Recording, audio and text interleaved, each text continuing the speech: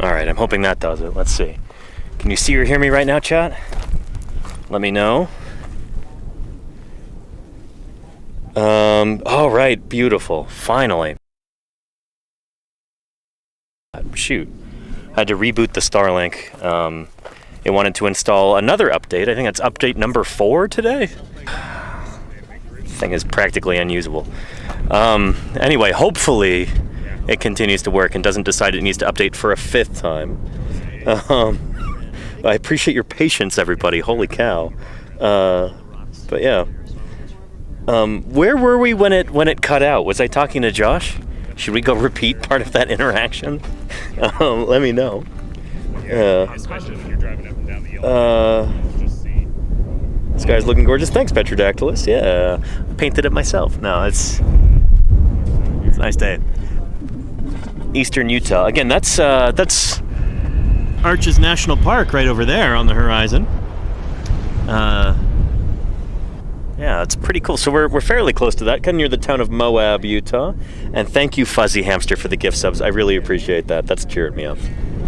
Don't give Josh interview PTSD. I'll try not to, Ken. It's good to see you, by the way. I hope you're doing well, Ken. Yeah. Where were we when it cut out? Right above our house, and yeah, I think. Was I talking to Josh, or were we done with that by the time it cut out? Let me know, chat. And thank you, Executive Storm, for the 61 months of support. Holy cow. Yeah, they go after. And we were just talking to Josh. Okay. Maybe we'll go repeat that then. Do take 2 here.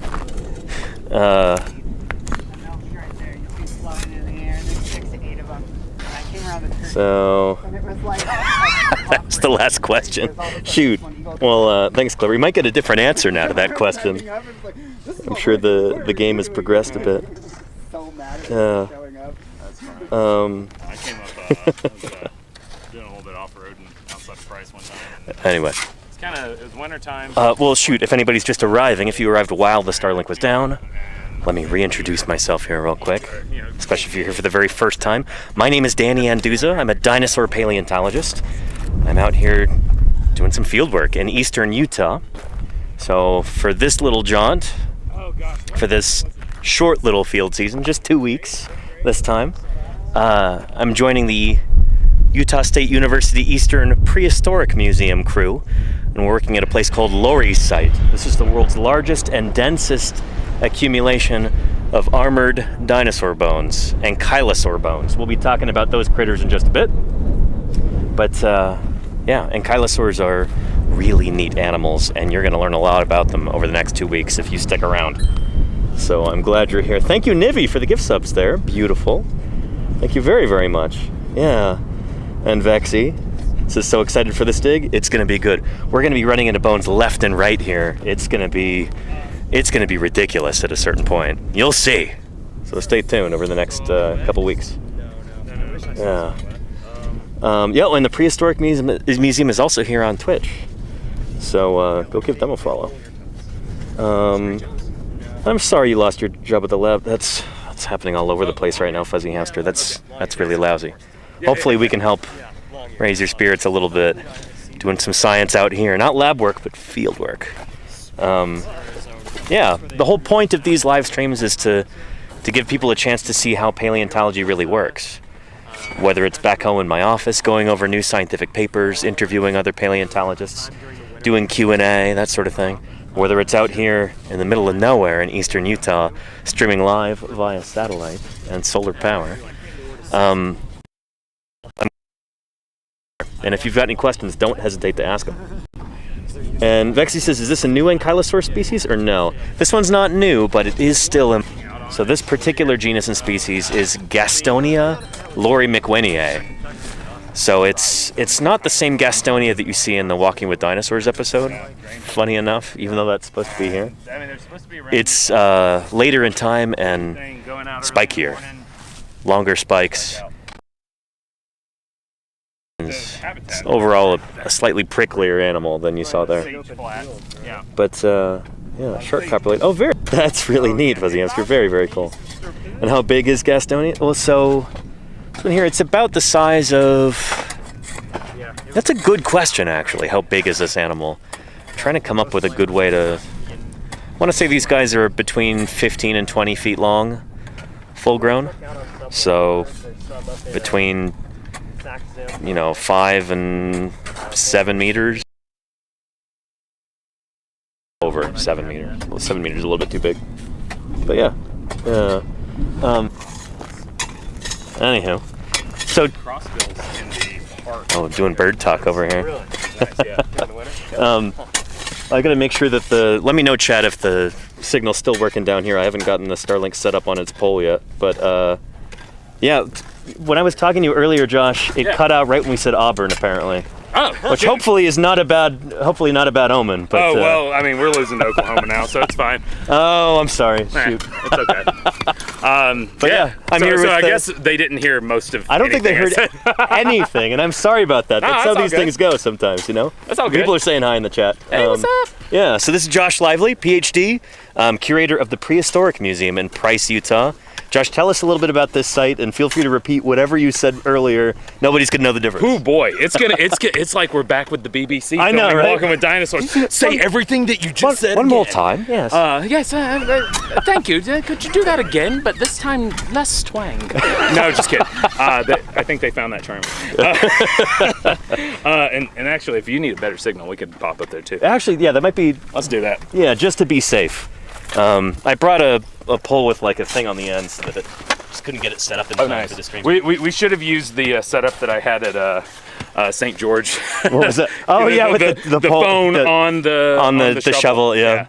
Some really high tech stuff. Exactly. Yeah. It's cool that the Prehistoric Museum is on Twitch now. So like everyone give them a follow if you're not yet doing so. Yeah. So I guess to plug that. So our lab manager, lab and collections manager Matt Mers, will stream live fossil prep from the museum 2 to 5 on Fridays. Oh, okay. He hasn't been doing it recently because we're doing a big renovation of the lab. Gotcha. But we'll probably, if you follow our social media channels, we'll advertise when we start that back up. But we're hoping to be done with the renovation sometime November, December timeline. Exciting. Maybe into January. So this winter we'll definitely be doing live prep again. Very cool. On Twitch. So like prepping Utah Raptor stuff potentially, maybe some of the stuff from here. Definitely stuff from here. Nice. We're also going to be prepping a lot of Allosaurus stuff coming up. We just got a contract to do that. Okay, cool. With the Bureau of Land Management. So is that from Jurassic National Monument now? It is. Nice. Yeah. Cleveland Lloyd Quarry. Yeah. So if you're an Allosaurus fan, we'll have some of that. We have some Allosaurus fans in there in the chat for sure. Yeah. All right. Yeah. But yeah. So this dig. yeah. What's this site all about? Lorrie's site. Why do we call it that? Yeah. So Lorrie's site was found back in the early '90s by a volunteer at the Denver Museum, Lorrie McWhinnie. Lorrie McWhinnie, for whom Gastonia Lorrie McWhinnie was named. Exactly. Yeah. But yeah, so it was dug by that museum, the Denver Museum of Nature and Science, for over 10 years, and up until about 07, 08-ish, somewhere in there. And so the big deal about this site, it's the largest concentration of armored dinosaurs anywhere on the planet. We normally find maybe one ankylosaur at a given site. Gastonia specifically, this genus, we do tend to find lots of them together at other localities. But this is an example where we find tons of them, just absolutely tons of them. One of the diggers today, Michael down there, actually went out and mapped out everywhere where bone is coming out at this layer around the area. And with a little bit of Google Earth calculation, turns out we've got about a 2-acre bone bed. So 2 acres, if you dig down, you're gonna hit dinosaur bone. It's mostly ankylosaur. We found a couple of other bits and bobs. There is some Utah Raptor-like dromaeosaur. We found a sauropod rib last year, and we found some croc teeth. But mostly 99.999% of the bones that come out of here are Gastonia Lorrie McWhinnie. And that's strange. It's strange to have like practically monospecific bone bed like this. Yeah. So we're trying to figure out what's going on, and that's part of the reason why we're continuing to dig here. I know this is not a new species, and this chat is really spoiled. We're digging up new species like 90% of the time. Working in the Almond or working at Doling's Bowl or whatever. Right. Or at St. George. But here, this is the other side of paleontology where we're trying to be thorough, trying to get a big sample size. For most dinosaurs that have been named, there's like one specimen. Yeah. So it's really, really good to be able to get a whole bunch of different individuals, different elements, different ages. It's important stuff. Yeah, for sure.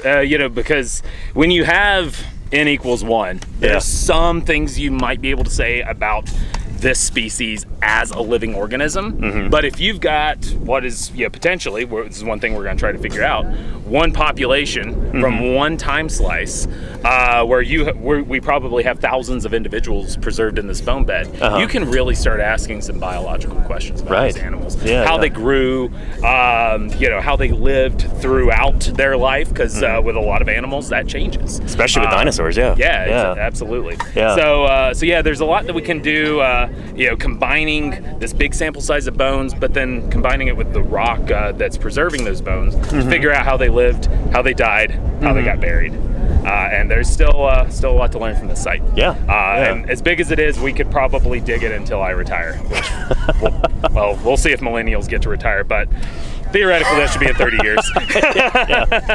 Nice. And, we're getting some questions in the chat about how many ankylosaurs, how many Gastonia individuals do we have from the site so far? Yeah, great question. So it's hard to say like what. The vast majority of the bones that we find here are osteoderms, so pieces of the armor plates, that these armored dinosaurs have. And actually, let me grab that little Gastonia model so we can show that off. And, perfect. Yeah, use that as a visual aid. I have some printed ones too. Yeah, let's use this. Sweet. Greg Paul skeletal there. Yeah, nice. So, look at that half, lots and lots of, all those little individual armor plates, we find them typically isolated at this site. But looking at the skeleton, there are a few different bones where you can count up in museum collections and get an idea of what's our minimum number of individuals. Now that doesn't mean that's how many we have, that means that's just the bare minimum. And so I went through the Denver Museum collections where a lot of the material is stored. We're building our collection still here, and used the back of the skull basically where it connects to the neck. That like trailer hitch ball thing. Exactly. The occipital condyle, that's the fancy term for it. But I like skull trailer hitch. That's that fits my vibe. I've worked on a lot of ceratopsies and it really does look like a trailer It ball. looks like a trailer hitch. Absolutely. This is a little bit wonkier shaped on these guys. But there's of those in collection. Just of that, so that means there's surely more animals in there, but that's like, we know the 40 because these animals only have one.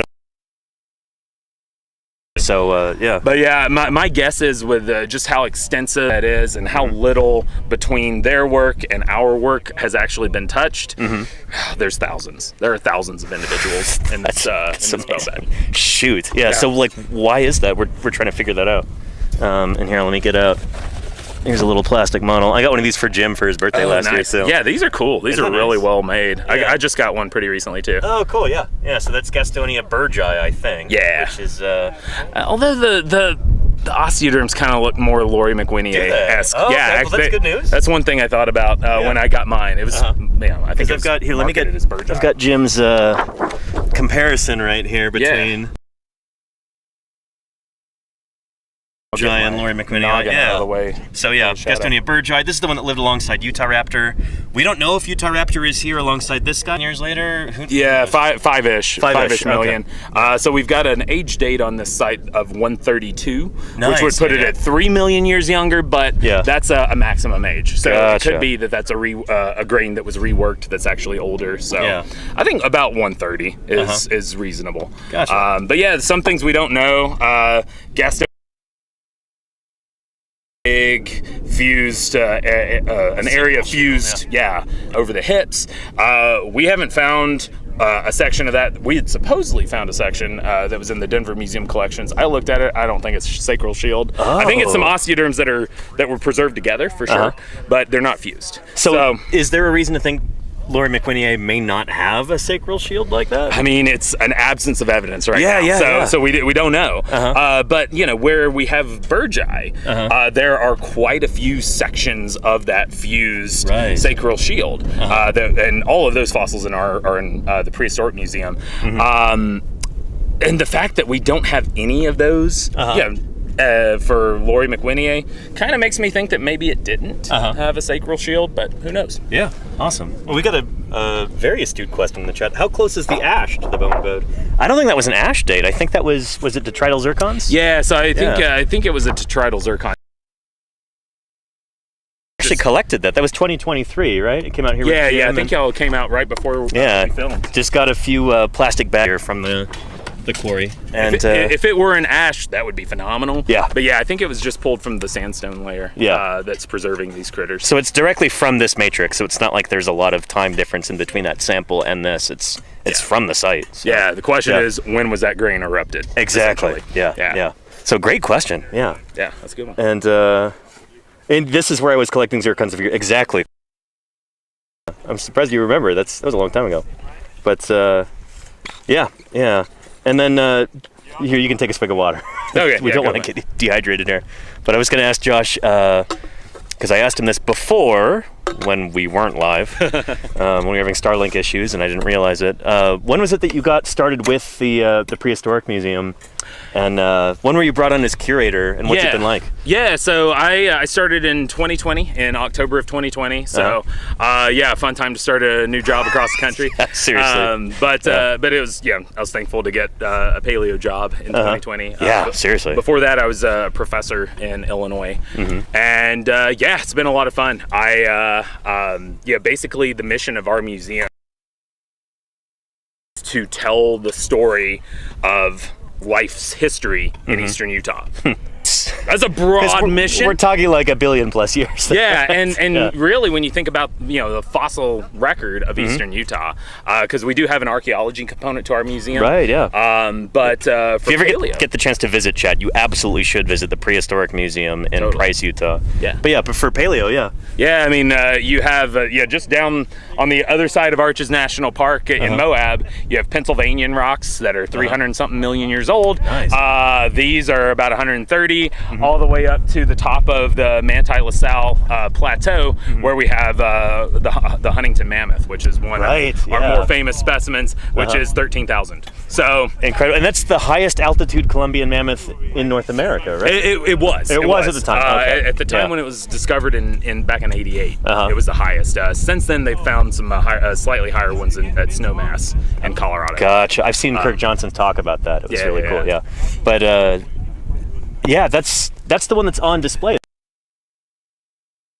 Gaston cast? Yeah, and very so cool. It's such an impressive display. You should really go see it if you ever get the chance. And one thing, that's one of the great things about molding and casting these rare fossils is because then we can share them with lots of other folks. So there are actually a lot of museums that if they have a Columbian mammoth, it's probably a Huntington mammoth. Yep. The one in Fremont, California. So I'm working with a museum down there in the Bay Area, and I convinced the director to order that cast from Rob Gaston. Oh, nice. So we've got the skull on display now, and I'm going to do a stream from there at some point when I get home, and that is impressive. It's really cool. But I think even the mammoth site, if I'm not mistaken, in South Dakota, they also have the same one. They have mammoths there. Yeah, but they have our cast. So it's the mammoth site, and yet they have the Huntington mammoth from Utah. But that one's an important animal. One, because it was so complete. It was high elevation.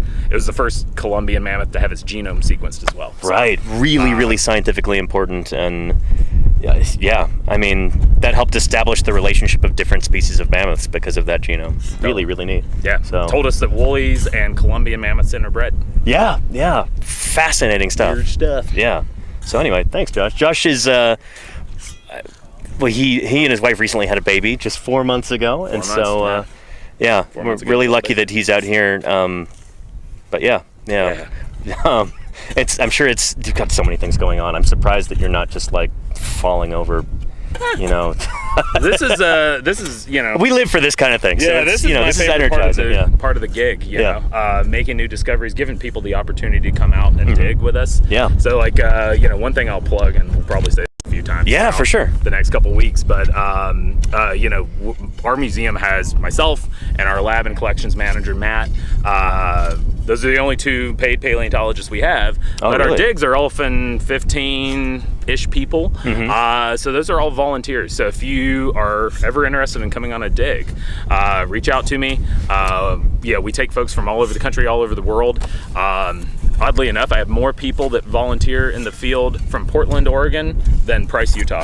So, yeah, fun fact. That's really cool. Okay. Yeah, so Nice. folks come from all over the country to check us out. We'll have folks from the UK next week. So Yeah, that'll be really neat. Yeah, it's pretty accessible digs. Some that are more remote. So whatever your thing is. Yeah. Awesome. You got Thanks, those Josh. opportunities. Yeah. I'll be buzzing around a little bit more, but I'll let you get back to work. For sure. Yeah. Yeah. Sling some dirt. Yeah.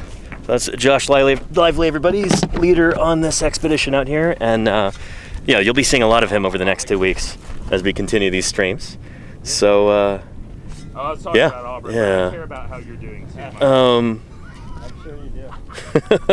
Anywho, let me know if we've got any other questions or anything. I'm going to take the opportunity to get some water before I get dehydrated here.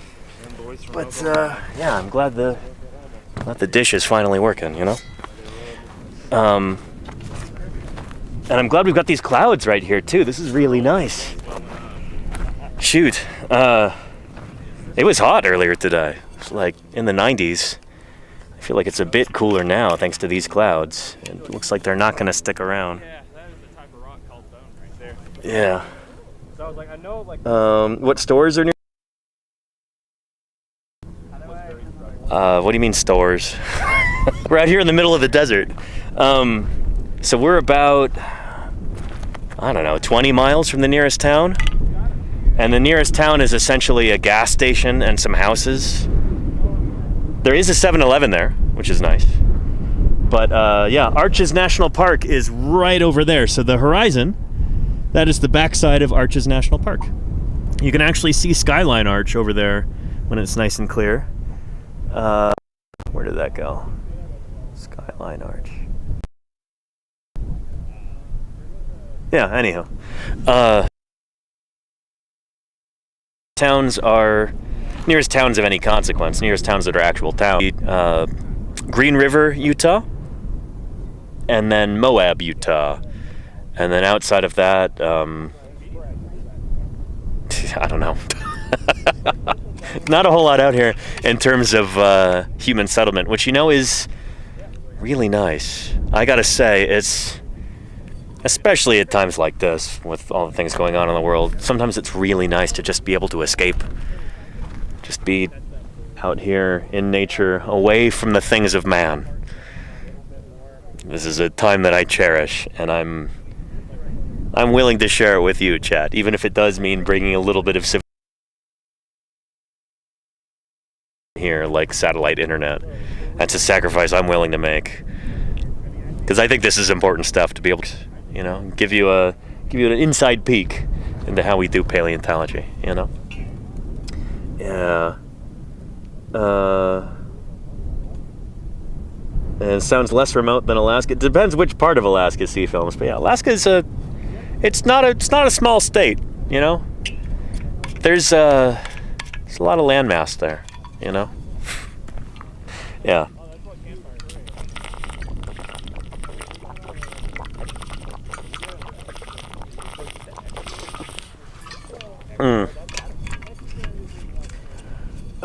Yeah, let's see. And let's see if we've got any other questions here. Gotta try and remember to make these as interactive as possible. And Fuzzy Hamster, Thessalosaurus. Yeah, so that there's some big claims being made about the Tanis site. And I've talked with some of the people who have worked there, and I've talked with some of the people who have seen the site. There's a lot of unanswered questions. I'll put it that way. There's some things that will be huge if true. We're trying to figure out if they're true. So yeah. Excuse me. How rude. Let's see here. And what a postcard this is the backside of Arches National Park would make. There you go, Goriki. Yeah. Yeah. How's desert life? It's good, Barian. Yeah, it's good. I just arrived yesterday evening. And so set up my tent, helped set up camp. Well, it didn't really help set up camp. It was pretty much set up by the time I got here. Josh was off giving a talk in Moab. So he just arrived this morning. And we've just opened up the site around 10:30 this morning, and still working on doing overburden. So I'll go walk you over there, and we'll talk about this. So there's not really much bone to show off at the moment, but holy cow, are we going to find a ton of bones over the next couple weeks? It's going to be nuts, you know. There's going to be bones absolutely everywhere, to the point where it's going to be difficult to dig them up because you're going to be trying to trench around one bone and then you run into another one. That's kind of the MO for this site. So, yeah, you'll see. But, yeah, we've got good crew so far, even though this is just the first day. So we've got a bunch of different volunteers, some paleontologists, some students, some just members of the community who are interested in this kind of thing. It's, this is a cool place to be, you know? I was like, no, I'm from Alabama. And he said, oh, yeah. But you're going to be Bama. I said, well, no, wait, that's the other school. Very bony land CC films. Yeah, as Josh was saying, there's about 2 acres here that, like, if you dig down anywhere, you will run into ankylosaur bones. This is a huge bone bed. Probably thousands of individual dinosaurs all right here. Almost all of them from the same species, it seems, which is kind of nuts. Yeah. I thought we tried to give you a nickname a couple seasons. And Gene1 says, how far off the track are you this time? This time you seem way more out. So Gene1, you probably saw when we were in Wyoming at one point, one of our sites was right near town. Again, here we're probably about 20 miles from the nearest town. And that nearest town is tiny. It's like a gas station. It's going to be sad that we have vultures. Yeah, out here we're pretty far from any place. Moab, Utah is about 40 miles. That's the nearest town that anybody will have heard of, I think. Yeah. How about the nearest Taco Bell? Oh, that's an excellent question because, yeah, I don't know. I eat a lot of Taco Bell when I'm on the road. Not a plug, not a sponsored stream. It's easy to find vegetarian options that won't break the bank. I really like Taco Bell when I'm out traveling. Nearest one to here might be... There might be one in Price, Utah. In fact, there is one in Price, Utah. I think that's probably the nearest one away. And that's... you know what? Let's ask Josh. Why not? Other people in the quarry might know too.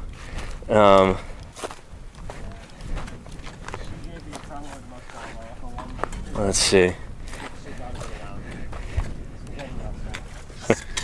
That's right, I remember that one. Is it a nickname? Oh, It's Spaghetti Western. SW. Because we're both Italian. Oh. So that's a joke. Like, oh yeah. The worst part was I was wearing my boots. And when I came home from that Oh, conference, those ugly square-toed boots? shut up. This guy wears square-toed boots. Yeah, I do. I wear square-toed And he calls himself a Texan. I don't know anything about that. Lenina, you might know about that. Is that a no-no in Texas?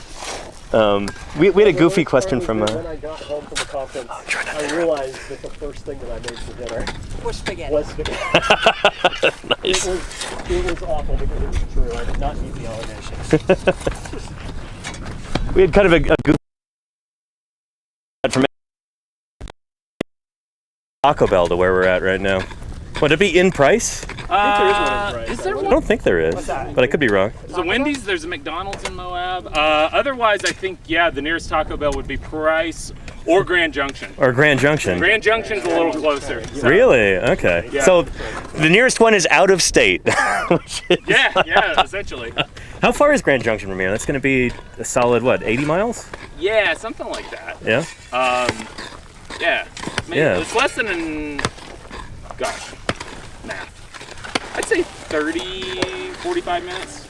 No, it's way further than that. I think That would be 45 miles. It's 2 hours 15 from Price to Grand Junction. Yeah. And to get here, it was an hour 45. From Price to get here. Okay. So Yeah. 15 minutes on the dirt road because, you know. Because I've driven to drive Fruta fast. with Jim, and that took, I feel like it took about 2 hours. Well, did y'all meander through every rock unit? And No, we just got on I-70, so. Oh, weird. Shoot, I don't know. I could be misremembering too. Yeah, but it's anyways. at most 45 minutes. Perfect. Yeah. Yeah, thanks. So yeah, decent distance there, to give you some idea of. What, does somebody want a quesadilla on the chat? I think Chad is trying to triangulate our location based on the phone. There you go, yeah. The presence or absence of Taco Bells. Hell of a strategy.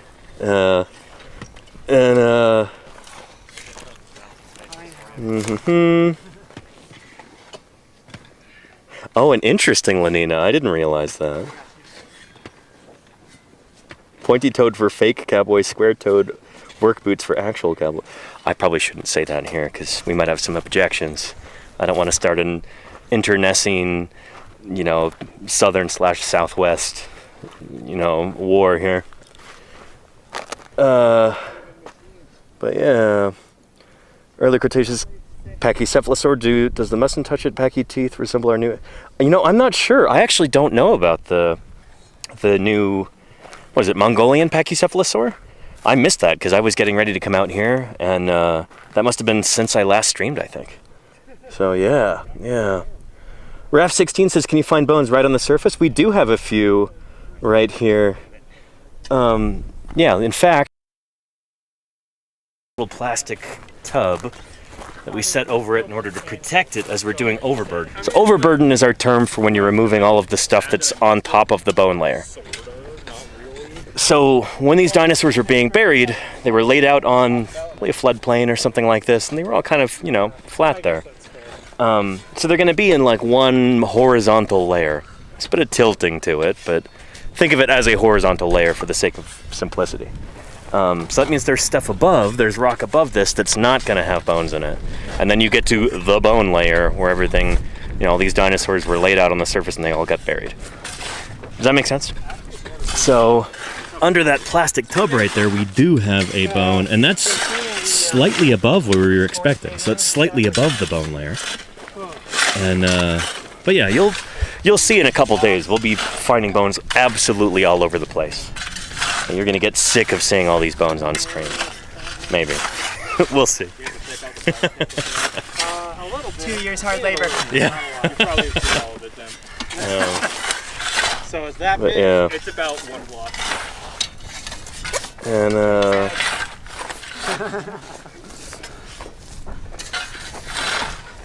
anyhow. Yeah, good stuff. Let me know if you've got any other questions. We're coming up on 4 o'clock. I might get down there and start digging too. Just set the camera up on the ground and do some overburden. But yeah. And It's okay. anyhow, yeah. I mean, for a bunch of white college kids cooking it, it's pretty good. That's no Taco Bell. The thing that really sucks out here is that like. Yeah. Any other questions or anything? Let me know. Yeah, let me go put the camera down and actually do a little bit of overburden. I feel like I'm slacking over here. I didn't come here just to stream, I came here to work too. So let me get my gloves.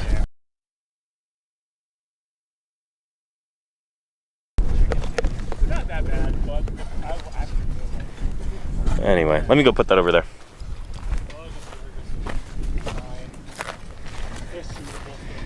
it's pretty hard to miss them. Yeah. Every time I go up to Logan, I'm excited because there's actual real restaurants. That's true.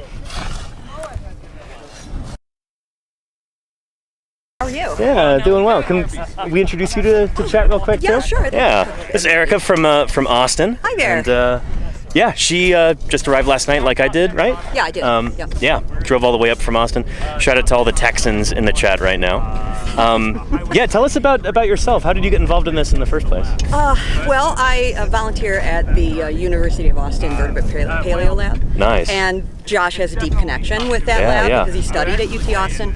So when the call came out for volunteers for this dig, Yeah. I got the email passed to me, and so an Nice. introduction was made. And Josh said, "Sure, come along." And I said, "I'm ready to dig holes." So, Awesome. Yeah. And you'll be out here the whole time, right? So you're That's- staying longer than I am. That's my plan. That's awesome. Yeah. It Very may cool. not work out, but Yeah. Yeah. that's the goal. Nice. Yeah. And so you've done a bunch of field work all over the country. I heard you've been up to Wyoming, Como Bluff. You've Yeah. done a lot of work down in Texas. Yes. What other kind of work have you done? I've dug in North Dakota, South Dakota, all Hill Creek. Nice. Yeah. But most of the stuff that I've done that's been big time stuff has been in Texas. I've dug a bunch in Terligua and Big Bend. Gotcha. Very cool. Yeah. And that's, Yeah. I mean, that's hard work like this. Oh yeah. And it's hot too. Like it's. Yeah, this feels like kind of a walk in the park compared to Terlingua. But it's Oh, still, boy. it's the desert. It's beautiful. I love being out here. Yeah. I call myself a dirt person, so I feel the same way. It's kindred spirits there for sure. 100%. Yeah. Yeah. We were talking a little bit last night too about all of the like prep work that you've done, not just with fossils but also with like modern specimens too.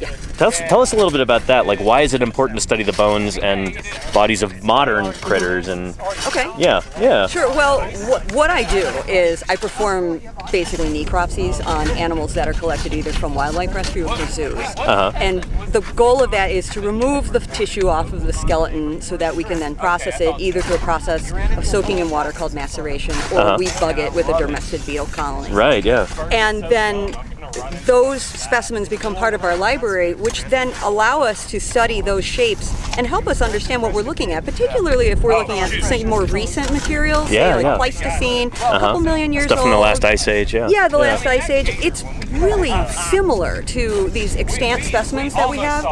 And what better way to understand what you have in your hand that you've collected than to compare it to a modern library? Right. Yeah. And I really think that it's underappreciated how important it is to have a modern collection. Absolutely. Yeah. Most people don't want to deal with just the process of getting the skeletons out of the animals. I but certainly don't want to. I'm glad but, people I like mean, you are so good you at this and willing to do that. Yeah. It's a Yeah. vibe. It's a vibe. Yeah.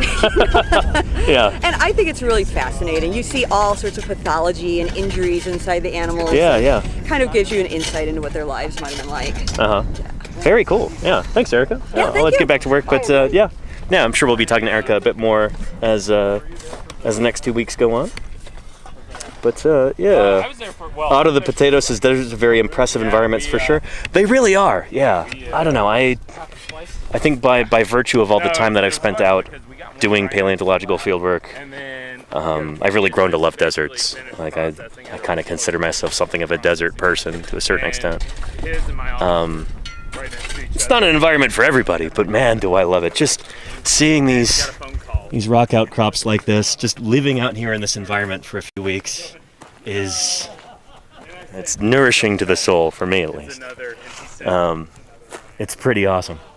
And just being able to see for a really long distance is really cool. Just kind of being at the mercy of the elements and being okay with that. Like, oh, it's going to be 115 degrees today. Like, cool, bring it on, making peace with that, I think it's kind of a zen feeling, I like it a lot. But yeah, it does keep it real for sure, Otto. Yeah. But yeah, Wombat Hole. Yeah, and Bone Library. Exactly, Wombat Hole. Yeah. So we sometimes call that like a comparative collection. So when you've got a bunch of modern animal skeletons, say you're digging up let's get fancy and say saber-toothed cat. You've got a bunch of bones scattered in a quarry and you're digging these up. You want to figure out, well, what are these different bones and how are they arranged and everything? When you have like the skeleton of, say, a mountain lion there in your comparative osteological collections, in your extant bone library, you can match up these bones and go, oh, this is a humerus, this is a right and a left humerus. You can maybe arrange the ribs properly if you know that you have a whole series of them. It's kind of like having, I'm way oversimplifying things with this analogy here, but it's kind of like having a puzzle and then you have a picture of the puzzle on the box lid. that's what the extant collections is like. That's what having these modern bones is like. You know, it helps you piece things together from these extinct animals. Does that make sense? It's really important to do that. And also, sometimes you find particularly weird things in a skeleton, like, why is this bump here? Why does it have this strange texture on the right femur, but it's not on the left femur? If you see something similar in the bones of a modern animal, and you know what that animal went through, because maybe it was a zoo animal, or it lived in a wildlife park or something like that, you could start to match things up. And you go, oh, well, we know this animal suffered from this particular disease or something, or it had this incident that happened during its lifetime. That helps you figure out what happened to this extinct animal, you know? It helps you solve those mysteries. So it's really important stuff. Yeah. But yeah. And toilet get at 35% humidity. That sounds really high, actually. When I was at Doling's Bowl, humidity was like 3%. Let's look at our little thermometer real quick and see what that says. It's also a humidity gauge. So let's take a look at that. What Gastonia said. Actually, Gastonia didn't say anything instead.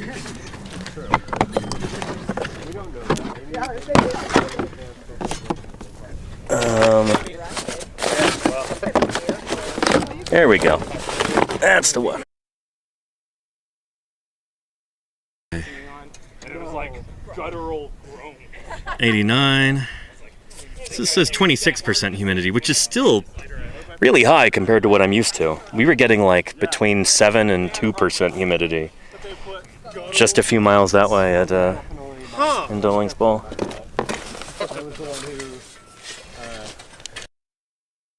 Consulting with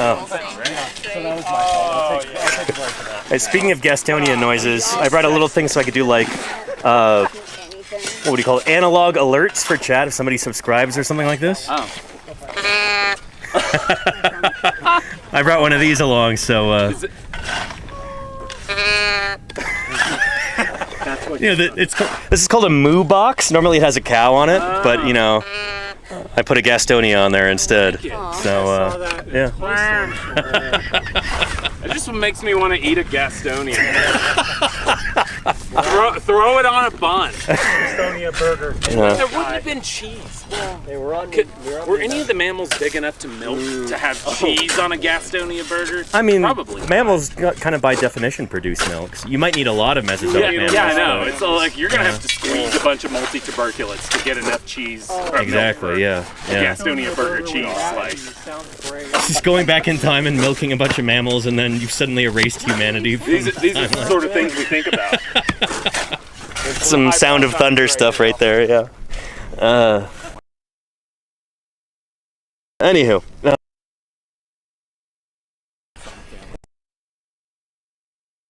Use this as like an analog alert, since we have alerts on stream, but they're usually silent. It's nice to have some, you know, some audio here. So we'll see if we like. Charlie's Dragon, what's shaking? Yeah.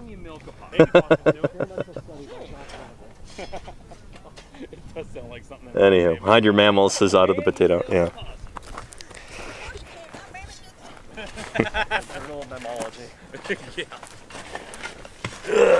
Anyhow. How many people do we have? 274, not too shabby. Yeah. There you go, toilet gator. Yeah. There's a famous science fiction short story by Ray Bradbury called A Sound of Thunder, where some time-traveling hunters go back to the Mesozoic in order to hunt a tyrannosaur. And then, I won't give away the ending, but let's say they accidentally mess things up for the future. They end up changing the future. It's kind of like the film Back to the Future is kind of borrowing some of these same ideas. It was long after Ray Bradbury wrote A Sound of Thunder. I think he wrote that back in the 50s. But anyway, yeah, be an interesting take on that, and go back to try and find some Mesozoic mammal milk. No more people. But yeah. And Fake Do It says also a film, same name. Yeah, I heard the film was, but I've never actually seen it. Yeah. And manatee. Charlie's Dragon? Yeah, I mean, all mammals produce milk. Well, all female lactating mammals produce milk. But yeah. Lots of Great Ray Bradbury radio plays. I should find that toilet gator. That sounds neat. Yeah.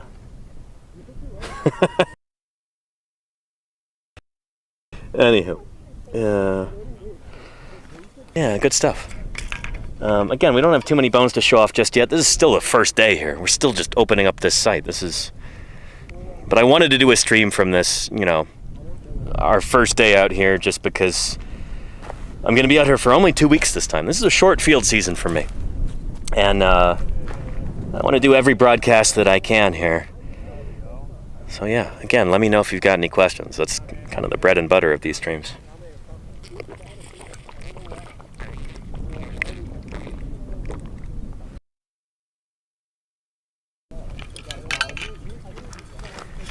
Now, for those of you just joining us, welcome to Paleontologizing.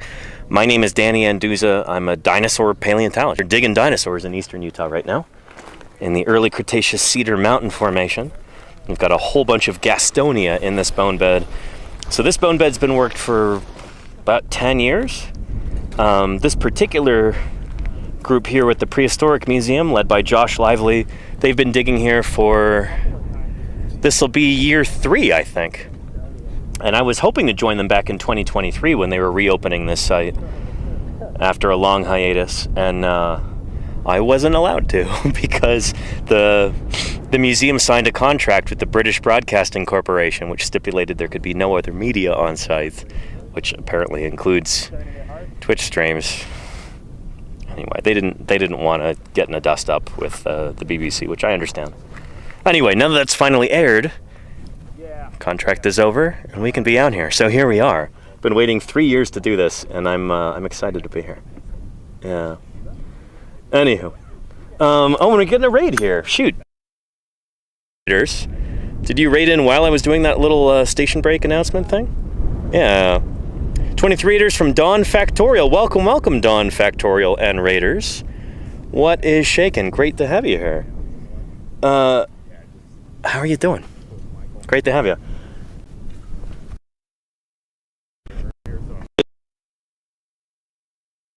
Oh, should I repeat?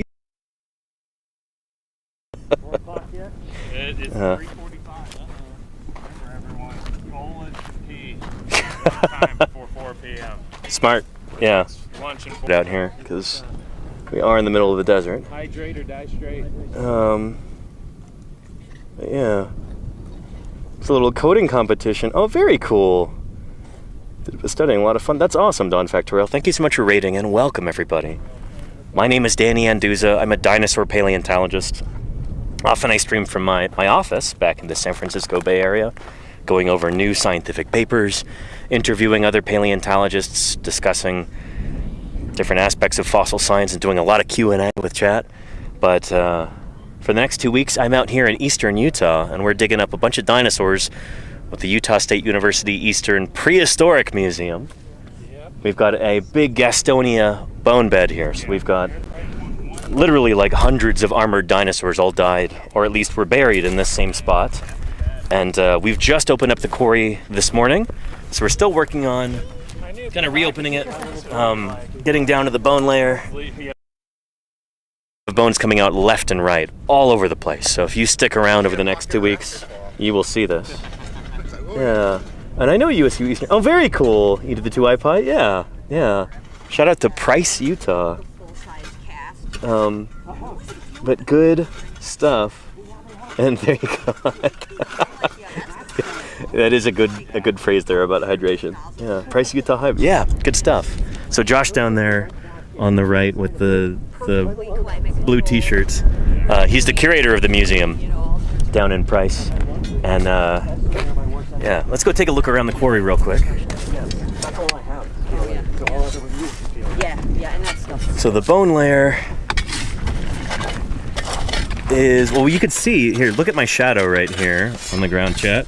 You can see it pointing up to, there's those, get a little closer. There we go. and Josh. There you go, Josh. So these are some tarps that were put over the bones from last year. Here's one I prepared earlier. Right here for you. We're doing some. Oh yeah. So we're removing all the rock, getting down to this layer. You guys have done a real number on this. This is awesome. Holy cow. I should jump in and do some digging on camera too, so people know that I do actually do real work at this site. Sometimes. I mean, I don't think you want me running your camera though, so maybe you stick to that. I'll be gravel monkey. I would set it down on the. It's got a little tripod thing, so. Oh, okay. But yeah, we'll see. Anyway, so under those tarps, that's the bone layer down there. Let me back up slowly, stay out of firing range. But yeah, just trying to get down to that layer. Then we can dig slowly and carefully with hand tools as we get into the bone layer itself. You know, you don't want to be using picks and shovels when you've got dinosaur bone all over the place, or frankly, any bone. So, yeah, we bring in the heavy artillery for all of the overburden, the layer above the bone layer. But over the next few days, we'll be actually digging into the bone layer itself, and then you'll get to see some dinosaur bones as they come out. So yeah. And the blue screen is new. Huh. Anywho. Yeah. It would have been appreciated. Here, let me set the camera down over here and actually do some digging for a second. Well, for the ones that weren't too young, they would appreciate a good Titanic reference.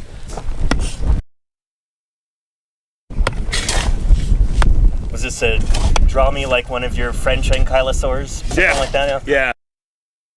One of your ankylosaurs. Alright, let's find a free shovel here. Dig me up. I got a little section. Change the angle a little bit. That'll work. I'm really impressed with the progress. We're gonna be down to the bone layer like. Yeah, we're gonna be like over there where Jeff is. Yeah, once he gets that back end, like another inch or two down, we're probably at a point where we'll want to work with hand tools. Nice. So, yeah. Might leave a little bit of this for the British kids to dig. How many of them are we expecting? Gosh, I think I don't remember the exact number, but it's around 20. Okay, nice. So yeah, that's why usually when they come, they expose a lot of fossils. Are they showing up in like a bus? Or sorry, a motor coach? Usually a fleet of Suburbans. Okay. I can't remember if they're flying into Denver or Salt Lake this year, but yeah, I think they're flying into Salt Lake. But yeah, they roll up in their Bourbons and dig. Are they underground? I think they're first year master's students. Oh, nice. Which is, I don't know, it's kind of a different deal, you know, in the UK. Right. Like, you know. Well, their master's programs take a year. Yeah. PhDs are what, 2 or 3 years? Yeah, I think PhDs are 3 years. Yeah. I think a lot of them are on like accelerated masters where they'll do 3 years of undergrad and then the last year is like their masters. Or something like that. I think that's it, something like that. I mean, yeah, I always forget. Which is very different because it's not quite like normal grad school. They'll tell us next week. But yeah, it's not like as much of an independent thesis like you do here in the States. I've heard people say that like a master's or a PhD from the UK kind of isn't worth as much as it is from other places. I mean, I wasn't gonna say that, but Relax. No, I mean I don't mean to be disparaging, but just like I don't know, it doesn't take nearly as long to get. yeah, I mean it is a different deal. But, and I think you know there is a little bit maybe more ample opportunity for postdocs too after that, though. Which you know kind of in that model it sort of ends up being you know just kind of a continuation of your education at that point. But yeah, man, 3-year PhD that'd have been nice. It's taken 10 years to get their PhD. Like, I mean, The first year didn't count for me because I switched labs, but essentially took 6. So That's not uncommon, especially in paleo for whatever reason. especially for those that come out and dig during the summer too. Yeah. If you're purely a lab rat, then it's a little bit easier, a little bit quicker, but Lord, if you count my first 2 years as not a master's, since I never actually got my master's, I switched over. yeah, That means I'm on year 4. that seems about right. Help. Nice. That should not be allowed. I can't be on year 4 yet. No, the thing that shouldn't be allowed is the fact that I met you when you were a junior in high school, and now you're a 4th year PhD. Senior. Oh, you're a It senior. wasn't that okay. long ago. Not that makes it much better, but You're a junior, but yeah, okay, still senior in high school. Just like, it's still bad. man, So you've been doing paleo since high school? yeah. Nice. Doing field him. work since high school? Not field work. Okay. I did a lab project with him. Oh, nice. Very cool. Yeah, I was still.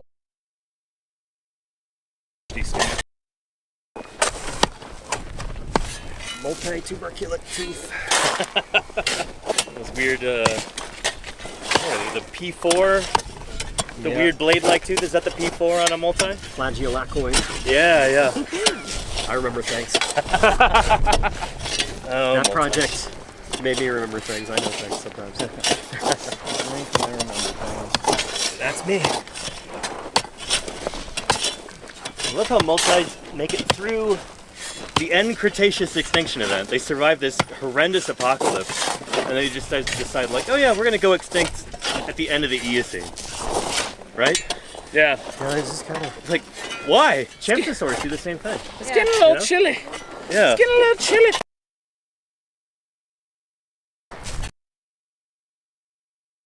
Never understood that, but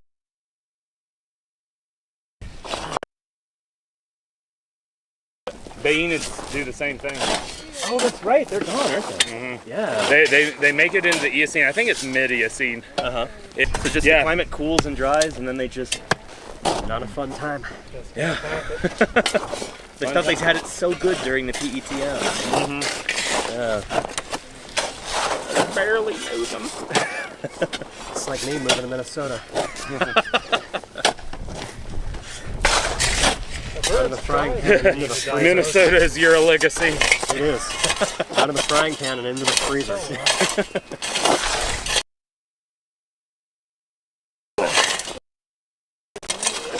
Yeah.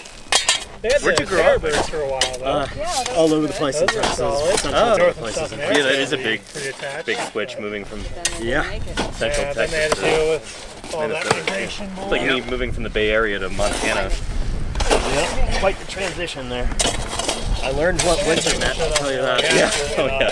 I didn't know Not dealing with the these meaning of the guys. word. And you get a humid winter there too. It's not like, dry cold like Montana. No, it's snow. It's all snow. There was so much sadness. No. It's all It's not. It's all snow.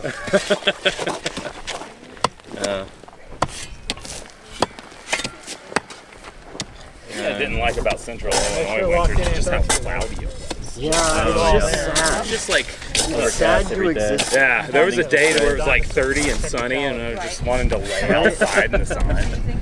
Just to like, Vitamin D deficiency. yeah, No, get legitimately, that you, head like, of D. up there, a lot of people like take vitamin D supplements. Yeah, Like yeah. it's that bad. It's real bad. Also used to be Sads spotted are as real. well. Have the lamp that puts out the Ice same sheets are kind of new light thing. wavelength as the sun.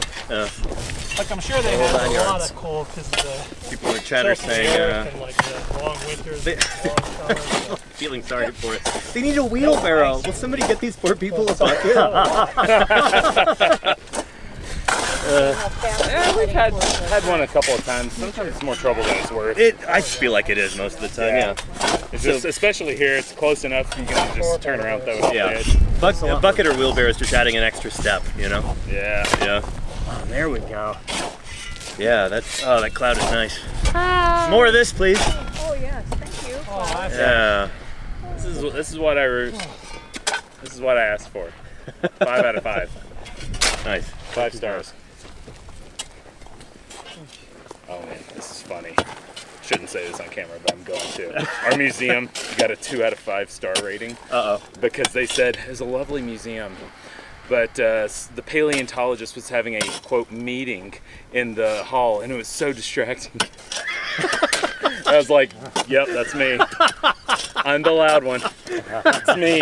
Hi, I'm the problem. It's Voice me." definitely carries. Yeah. Listening to the paleontologist talk about Science something. is literally happening right by. Yeah, actually, a guy was donating some jellyfish fossils.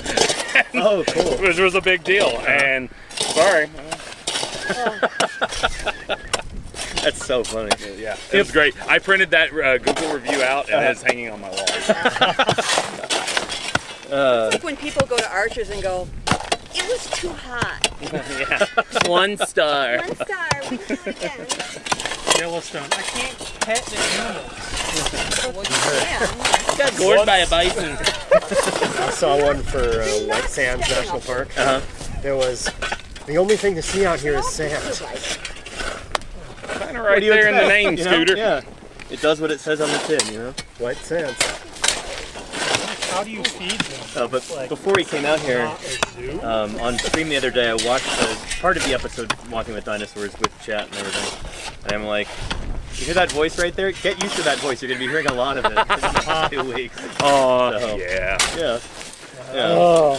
I mean that in an admiring way. Oh, thanks. It was a book on how... He doesn't mean it.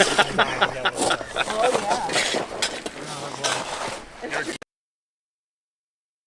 He loves morbid stuff like that, actually. Really cool. Cheers.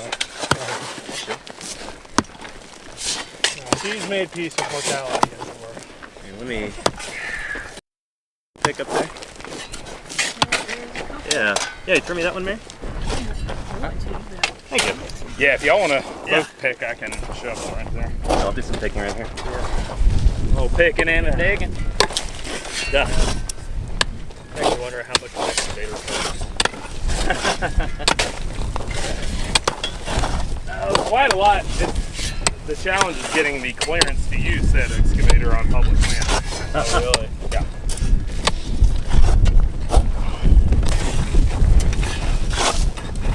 This actually isn't so bad though. When you have that thickness of rock and it's all hard sandstone, that's less fun. yeah, that sucks. It was all like this stuff. We had a big channel sand on top of through the this? dinosaur site down in Grand Staircase, and I jackhammered for a week getting through that. Yeah, that was Argentina. Yeah. And like we hiked a full size, gas powered jackhammer out there in the backcountry on the backboard. The thing about jackhammers is that everything on the jackhammer likes to break. Oh, yeah. And so we got to the point where I think it was the full cord snapped. Yeah. You got a fossil? Oh boy. Oh, yeah, that looks like a paint light. That's a toe. Or is it a toe? Huh. I don't think that's a Gastonia. No. Oh. That looks That's like a That big. does look like theropod. Yeah, look at the big. How big are the dents on the side? yeah. Is it big? Is that more ornithischian though? Usually theros have way bigger dents. It depends. It'd honestly be cool if it was an orphan. I think. Like Yeah, ornithology. it might be a Yeah. good time to pump the brakes then, Yeah. right, at least in that section, Uh-huh. and just go with hand tools now. That's sexy. Oh, Yeah. it's glittery too on the Yeah. inside. Yeah, Really I mean, nice. I'm feeling like it's more ornithischian, but Could see that. Theros just usually Not sucks really. the big, Uh huh. yeah, the big and dimples on either side. Like it's not really hollow They call it. or anything. So What are the ways to tell? On either side, there's usually a very deep pit. Oh, okay. Theropods. Oh, for better Yeah, like I'll see if I can movement. show you in a minute, Those Chad. will Hang on a have sec. tendon attachments. Yeah. Gotcha. yeah, And ornithischians, they're moving slower. They weren't as active. Gotcha. It's fun, isn't They're a it? little more And they're- shallow. yeah, and they're a little stockier. I mean, we're missing the back end, of course, but Yeah. That's how you do it. Yeah. I think that would be the first ornithischian, or not the this first is- ornithischian, but the first non-ankylosaur ornithischian. This is a First fresh- ornithopod. This is a from the fresh side. break right here, so there's probably more of it there. where it came out of. It popped right here. Yeah. Okay. Yeah. It was right there in the back wall. Yeah. Yeah. Yeah, that totally is. So I Totally gonna Totally clean fresh. it through all yeah, I Yeah. clean all that up with brushes We and love a stuff. discovery park. Yeah. Yeah, I can see that being an ornithopod for sure. Yeah. It's not wrong. I guess That's a here. decent ornithopod. Yeah, too. because your Yeah. foot's going to be Yeah, that's like, down yeah. on leg. Probably. It ain't a little Dawn. I mean, probably, yeah. Careful. Yeah. Not you land there. Too old. Yeah, too old for you. Planocoxa. Maybe iguana. Very cool. Too Do you mind if young I for show the camera real quick? Yeah, go for it. Yeah, thanks. Yeah. That We is found bone. really nice, yeah. Not even the bone Beautiful. we're looking for. Yeah, yeah. Excellent. So, we've got right here the toe bone of a dinosaur. Phalanges right here, pedal phalanx. So here's the end of it right here. so So it was up you either have a claw or, Like when I Someone. and so see how it's round on this side? Possibly. So that's so it can kind of flex back and Yeah. forth like that. So say there's a claw right here, it can go up and down. Yeah. There's a flood, Yeah, and then toe bone. plant screw, and then And see, there's part of it missing right there. This is what we might call a discovery mark. So since this came from right where we were digging over there, Definitely. Yeah. Go a little. we got to slow down Yeah. with the picks and shovels because we're starting to hit bone. That's a good eye, Jeff. So good stuff. Yeah, nice find, Jeff. This is great. Yeah. Oh well. I guess now we have to make a bone pile. do you have like a bucket to put it in? Is there like a Tupper over there? Yeah, we can find one. Yeah, maybe one. Jeff, could you grab one of those scoops? Yeah. Sweet. That'll be our bone scoop for now. Oh, okay. We don't have those Ziplocs up here yet, do we? No, because I didn't think we'd be finding bones yet. Just one for right now. I just want one for sticking this bone in to keep it safe. Nice. But yeah, really cool. So probably from an iguanodont, I would guess. That would be my guess. Yeah. Yeah. Just because I mean, I do think that might be a natural edge. Uh-huh. I mean, it could have broken in the Cretaceous right there, but yeah, it's a little too stocky for a For a theropod. for theropod. And not stocky enough for an ankylosaur. Yeah, exactly. So yeah, Goldilocks I'd bone. lean Iguanodontian. Yeah. Cool. Yeah. The list grows. Slowly. Yeah. That's exciting though. Shoot. Yeah, there might be I a didn't realize you couple could of tell the so quickly Iguanodontian how bits and close bobs they from were, this like, over at the Denver Museum. We haven't collected any yet. But, Gotcha. Nothing's sticking out in my mind. Huh. It's basically like 2 drawers of non-Gastonia material from Uh-huh. this site. And then how many drawers of Gastonia material? Let's see, I'm thinking 1, 2, 3, 4, 5, 6, 7-ish. No, it's more than that. Probably 10 cabinets. Cabinets, each with what, 5 drawers? Yeah, 5 to You're a 8. generalist. Yeah. Yeah, it depends. Oh man, yeah. So yeah, really strange. It's like most of the stuff is Gastonia. Yeah. By a long. Why? Yeah. I'm with you. And Michael, I'm something excited I to talk to you love. about that on stream at some point. Anything's cool. Like the whole taphonomy of this site and get your take on it. So For sure. yeah, Michael's the guy to ask. So yeah, yeah. Organic robots. Wow, exciting. Sweet. Yeah. Oh, it's a thing of like evolution doesn't make it good, but it kind of grew into something that works. And hang on, is there a smudge on the camera or something? No, it's fine. Don't worry about it. We're in the field. Like things are gonna get dust on them. It's okay. This might be about as low as I want to go over here, right? I think this is definitely as low as we want to go. Okay, so it's probably too low. Shoot. Well, not too low, not too low. I Okay. think we're okay. It's just Yeah. No, I'm not. probably we'll probably pull it back. Well, I mean, it dives deeper in That's the not hole going to further change you the get. world. Okay, so we're angled. So I tilted think that way. if we power keep up, so. on this angle and just push it straight back, I think we'll be okay. Cool. Okay. As long as we don't No, have it's another one good. of those. It's Yeah. I'll keep a lookout. guide to Yeah. slow and down in That that one section. popped out of the side of the little wall. Too. That's that bone that phalanx is a lot better than that like the Yeah, plate the plate. Yeah, it's a that lot you found better. that first year. Yeah, that thing is yeah, it's real like the crackle. surface is just way better. Here, preserved. people are complaining There's about dust maybe on the good lens. stuff. Let me go get the lens wipe. Maybe. Let's keep it down. And it is definitely, I mean, I'm thinking about where we were the first year when we got that plate. Is the edge of the hillside, so we're probably about here.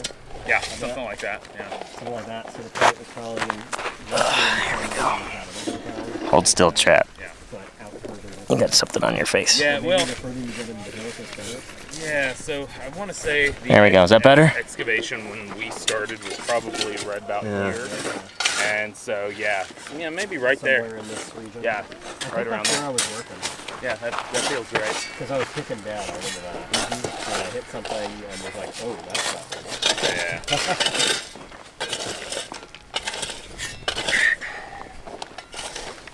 Water.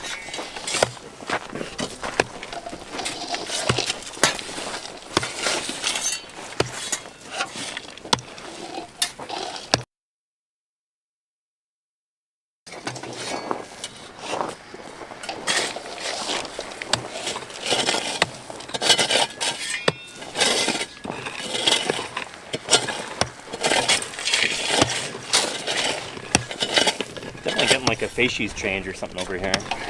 Or like, It's getting darker. yeah, for sure. There was some Iron pockets of stuff. dark stuff up here, Uh-huh. but not consistently. Right. Huh. That's something to pay attention to, I guess, for me.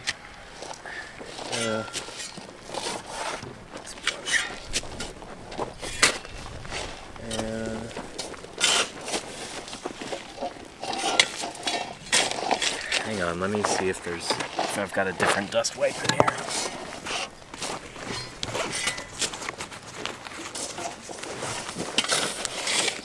There we go. These are precious things, so I'm going to use one right now. Try and get this smudge off of there because people are complaining about it. Not a smudgy camera. I know, right? In the field, dust on the lens. When we're living in a land made of dust. There we go. Anybody use a glasses lens wipe? I don't want it to all go to waste. Yeah, go for it. Yeah. It's a precious thing out here. Mine are scuffed, but I can get the dust off in place for now. Yeah. Yeah, it's real scuffed. Oh, yeah. There you go.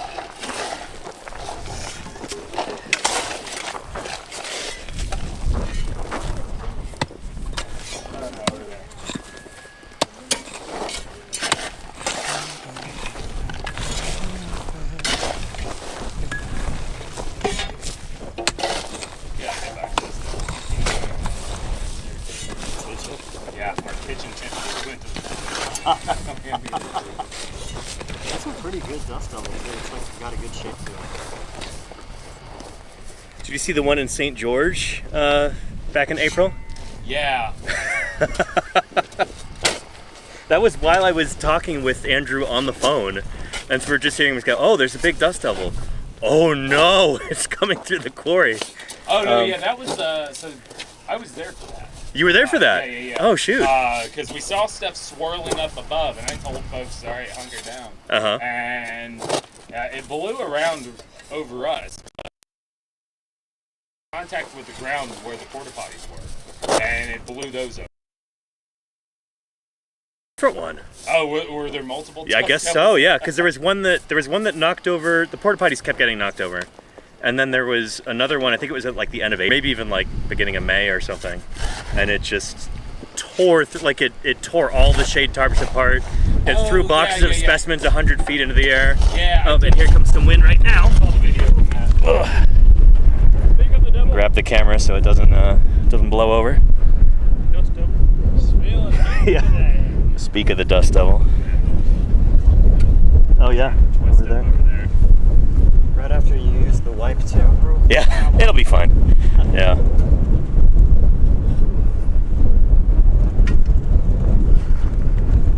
But yeah, yeah. So I've got a recording of that. My editor put this together where I was talking with Andrew on the phone, and so we're on the phone the whole time that this is happening. And then somebody was filming it simultaneously, and so we got that video, and my editor put it over the phone call so we could see what was happening in real time. It was all synced up, and it's dramatic. Yeah. No, it was wild. Yeah. Yeah. The one that hit us, it didn't really hit the quarry proper. It just hit the bodies. Yeah. And blew those over and spilled. Hopefully nobody was in there. You know, honestly, thankfully, Yeah. right after they had been cleaned out. So it was mostly just The blue water, yeah. Yeah. But yeah, they had to come back then. Put them upright. I wonder how many times that happened, because one of them got blown over twice, I think, while I was there. And, yeah, oh boy.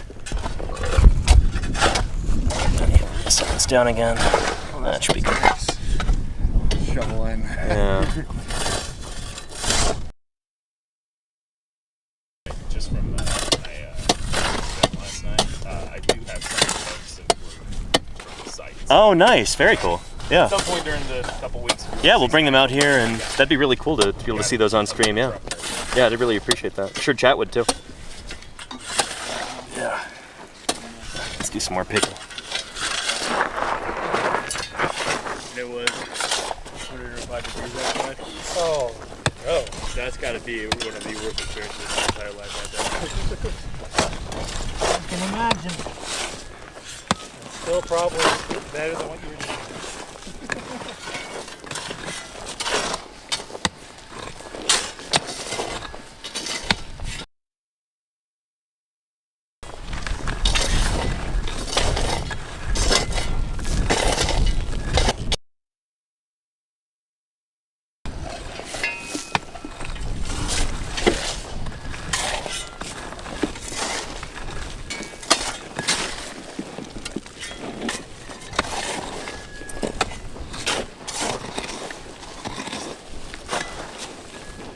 So, Josh, Yeah.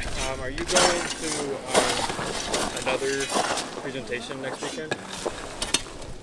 No. Just next weekend, I go home on Sunday. Okay. Yeah, you're saying something about not out over next weekend. And No, thank I'm you, Claire. That's here, that's the video that we were talking about. Until next Sunday. So, yeah, tomorrow or Sunday. Matt comes in on Friday and then kind of takes over when I leave on Sunday. There are going to be a couple days after that. Yeah. Kind of just handing it off to him for the last half of the trip.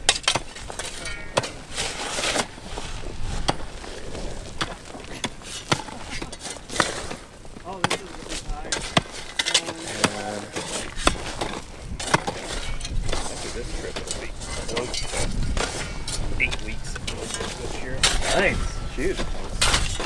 Not bad considering in the middle. Yeah.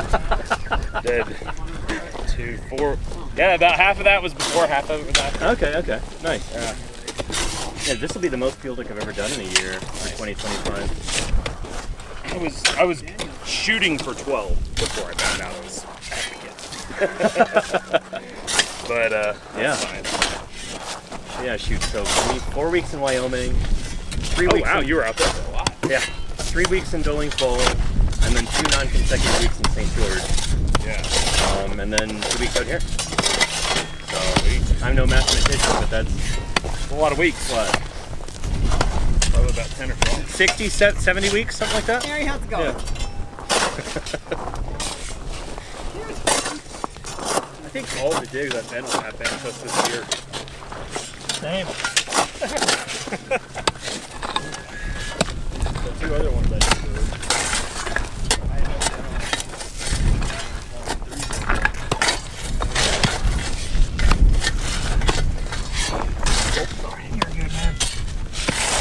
It's a plaster bag right here. that's the tarp. I think it's just a really weathered tarp. Okay, Yeah. gotcha. I put kind of some of our crappier tarps down. Gotcha. Yeah, I was looking at it. I think you're getting pretty close right in Yeah. here. Yeah. I'd move back there and start working down. Cool. But yeah, we're pretty close to the bone layer right there. Sounds good. Josh, Yeah. there's little flakes starting right here. Yeah. Yeah, I think so. I think what that place that you're standing on right there, we could probably take that down, but otherwise over here we're good. Yeah. Clean forward now. You map out the corings at all? Yep. Yeah, so we've got so the pins that are over there in the ground, those are mapping the grid. We've got some in here as well.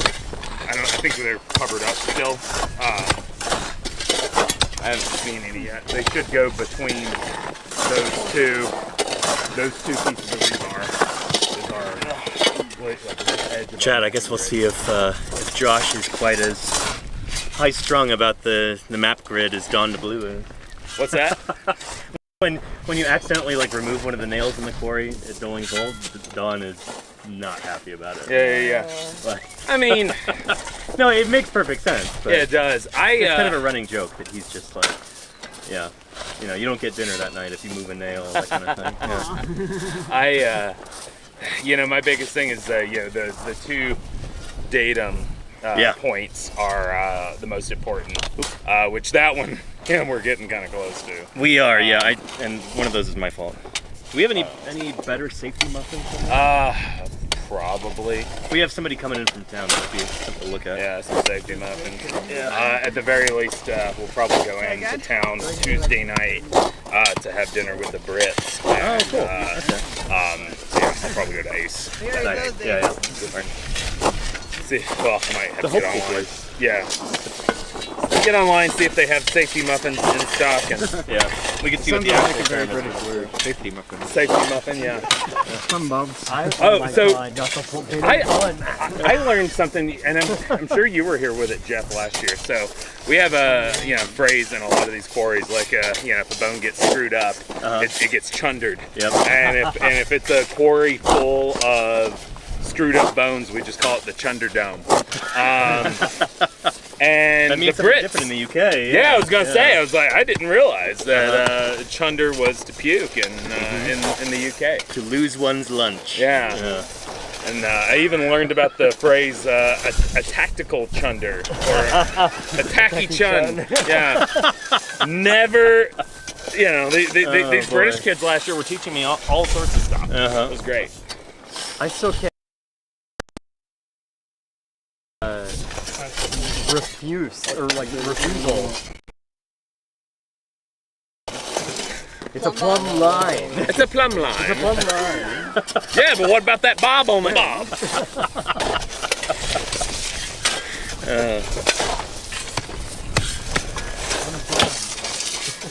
I mean, don't they know that Southern English is the purest form of the English language? It's so true.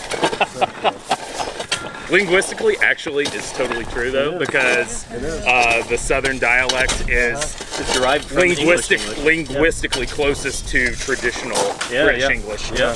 Closer than modern British English is. Right. So, Yeah. for all you people out there on the internet, this is the face of the English language. You mean like Hick English? Yeah. No way. Yes. Absolutely. Language. Linguists study this thing.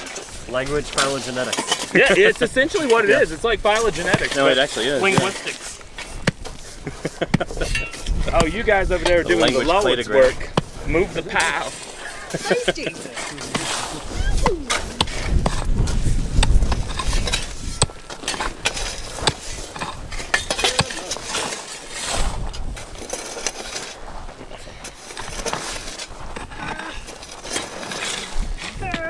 You don't get any like fossil roots in here, do you?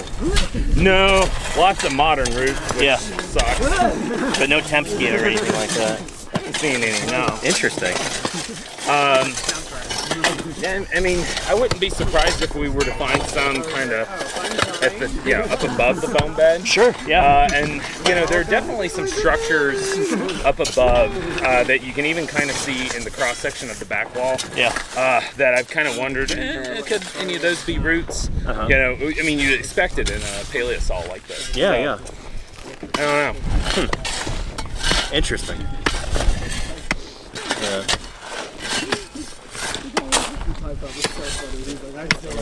Let's see. Got a question about. We have a diagenesis question here. Diagenesis. Sometimes murders. Yeah. Josh, I keep saying there's a better one over there. I keep seeing these pockets of orange. Yeah. You know what those are? I don't. Otto the Potato says, fossilized bone isn't actually bone anymore, so it cannot be distinguished from other rocks. I mean, if it couldn't be distinguished, what would we be here doing, you know? Yeah, we wouldn't do this. It takes some, you know, some experience sometimes to distinguish it, but yeah, and depending on the site, there will be varying levels of the original organic material still in the bone.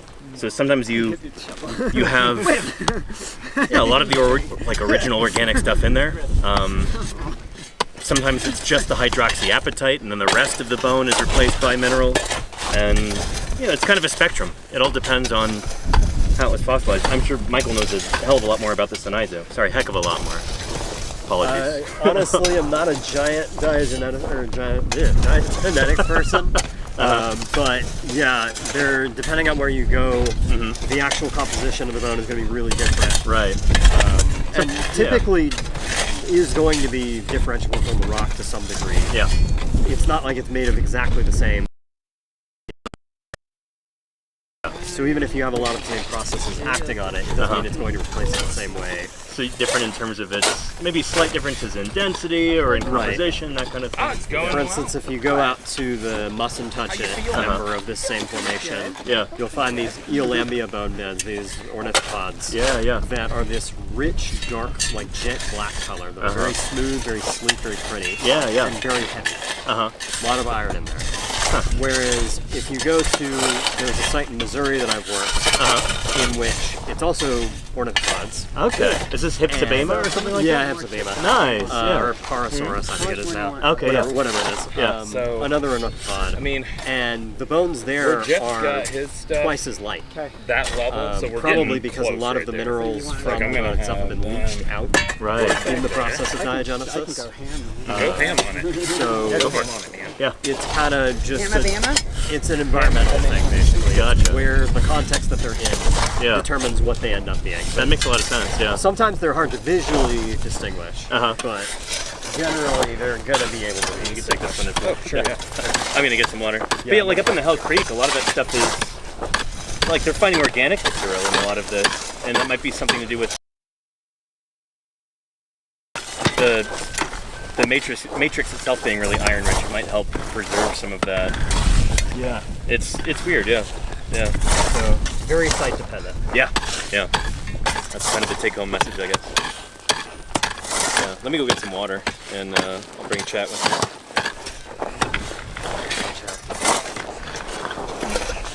Woody the rock pepper.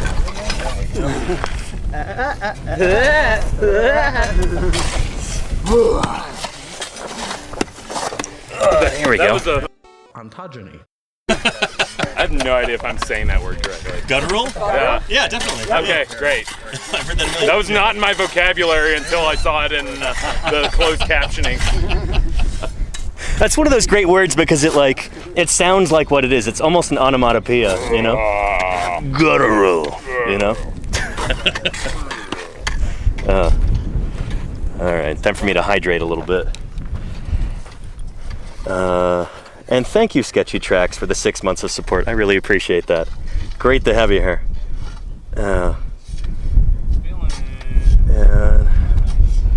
Yeah, mustn't touch it is a weird word there. You are right. All right, time to get out the second water bottle.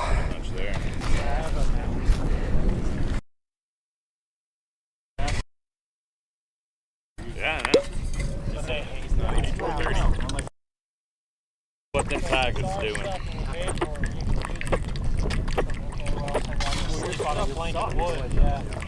Well, the boys are down by 3. Oh no, to Oklahoma. Auburn's not winning? No, they're not. I'm sorry. Sorry, Josh. It's fine. I don't care for the coach. This is one more knock against him. So. Might be a good thing in the long run if they get a new coach. Yeah. It's a good way to think about it. Yep. Yeah. Sorry to any other Alabama fans in the chat right now. Yeah.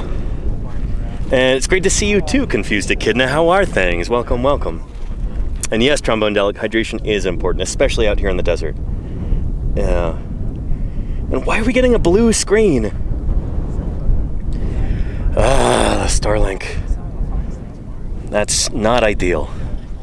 Really not ideal. Here.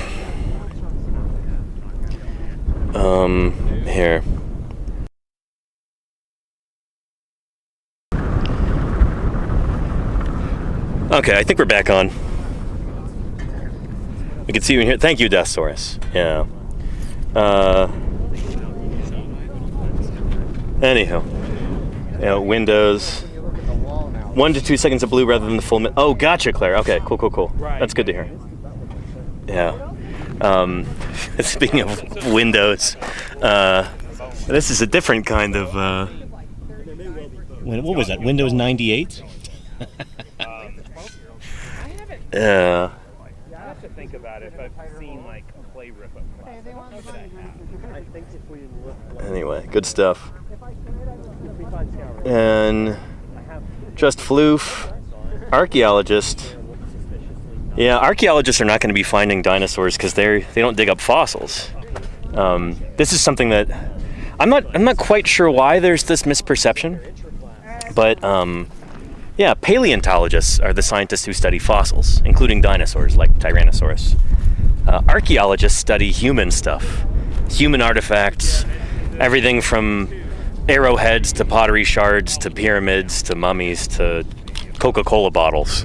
That's the domain of archaeology. Archaeology is human stuff, the remnants of human civilizations and cultures. Paleontology, you could say we dig deeper. We study the history of life on Earth through the fossil record. So that goes back well over 1 billion years, all the way up until just a few thousand years ago. So, yeah. It is possible for archaeologists to find dinosaurs, but it's not common because archaeologists are typically digging in soil on the surface or near it. As paleontologists, we also find stuff on the surface, but it's out where you don't have a lot of topsoil. So it's in areas like this. So, I guess that's fair that, yeah, when we're out prospecting for fossils, we might find human artifacts. So, walking down this hill here, hopefully we don't lose signal. But, oh, well, look at this. Here's some gloves.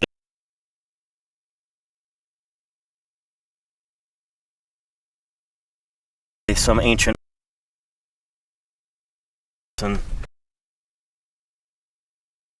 maybe by me at the beginning of today's stream. Glad I found these. I don't want to lose another. But yeah, human artifacts are archaeology. We've not as much overlap as you would imagine.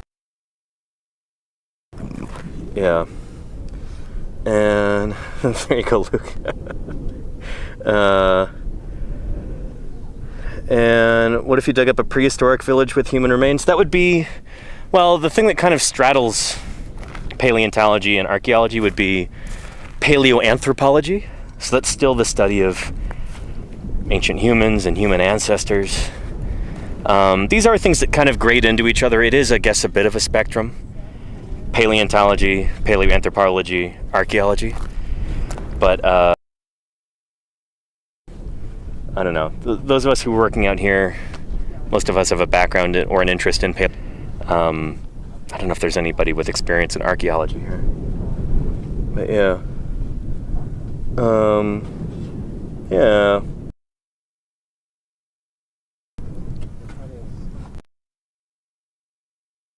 And Josh is curator of a museum that has paleontology and archaeology.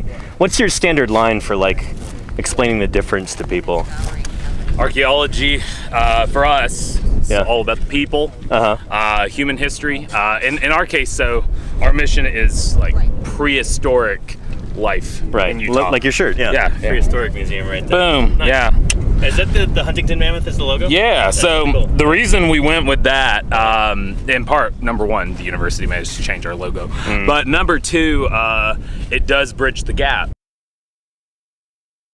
in paleontology. Yeah. So mammoth itself would be a paleontological specimen, but we display it in our archaeology hall because at the time the first people were already arriving in North America. So you know, it blends, right? Yeah. For us, essentially the archaeological side of the museum is anything human related arrival of the Spanish. That's kind of where we cut off our timeline of what we work on at the museum. Sure, yeah, makes sense. So distinctions between human and non-human is the way they usually describe Pretty it. much, yeah. Yeah. But yeah, I mean, it kind of blurs a lot more when you're talking about, you know, early Homo sapiens and non-Homo sapien. Sure. You know, you get into like paleoanthropology. Exactly. That kind of thing. Yeah. Because paleoanthropology kind of, I haven't gotten into it obviously because I'm a Cretaceous guy, but it operates very differently than the rest of paleo. In all different aspects. So yeah, because sometimes paleoanth departments on a given university campus might be in like on the humanities side of thing. They might be. So at Texas, where I did my PhD, we had most of the paleontologists were in the geology department. Gotcha. But then there's now one in biology who does she does a lot of ancient DNA work. Oh, cool. Okay. But then there was also Chris Kirk, who is a paleoanthropology expert.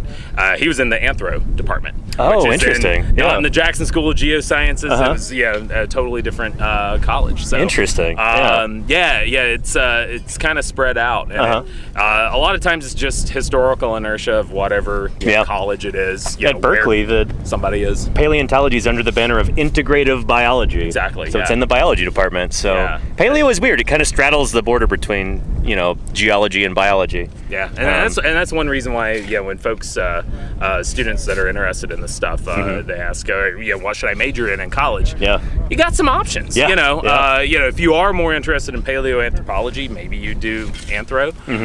But going geology or bio, can't go wrong. Yeah, both good ways to become a paleontologist. Thanks, Josh. Yeah, of course. Appreciate it. Yeah. So I hope that answers some questions there. Yeah. I'm a Cretaceous guy. Almost sounds like it should be on a t-shirt. That would make a good shirt, wouldn't it? Yeah. There you go, confused echidna, yeah. You study life in rocks? Exactly. Yep. That's a good way to put it. Yeah. And howdy to you too, Kepper MN. What's shaking? Good to have you here. Yeah. Anywho, good stuff. So Josh's museum is interesting in that it has paleontology and archaeology under the same roof. And I'm not going to call it a small museum. It's smaller than like the Smithsonian, one of the world's largest museums. But it's a surprisingly large museum for a town of 10,000 people in Price. Now, what is the population of Price, Utah? Somebody look that up? 10,000 does sound too low. I don't know. Maybe they just have a lot of services there, a lot of businesses in Price because it's like one of the only towns of any size in the region. But yeah, if somebody wants to look up the population of Price, Utah, total 8,200? That's lower than I thought, Claire. That's nuts. Yeah. Shoot. That's crazy. Again, we've had more people than that watching our stream at one time before. It was, last June or last May when we were on the front page? We had like 9,000 plus people. 10,000 plus at one point, I think. Yeah. Anywho. Yeah. Naturalis? That does sound familiar, Luke Hummer's Gaming.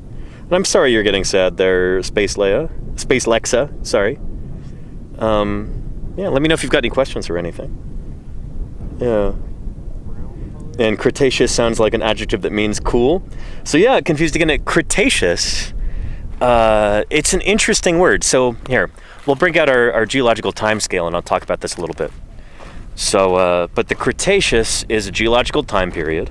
It's the last one in the age of dinosaurs. It's the period we're digging in right now. but I believe it comes from the German word Kreide, which means chalk.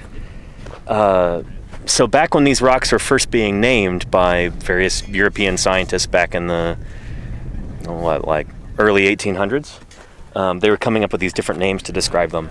And so for the particular chalky rocks that they had there in Europe and the UK, they're like, oh, these are chalky. So Cretaceous is derived from that German word that means chalk. So there's like, yeah, these are the chalky rocks. Now it's, not every Cretaceous rock is chalky, certainly not. But the first ones that were studied were, and that's where the name comes from.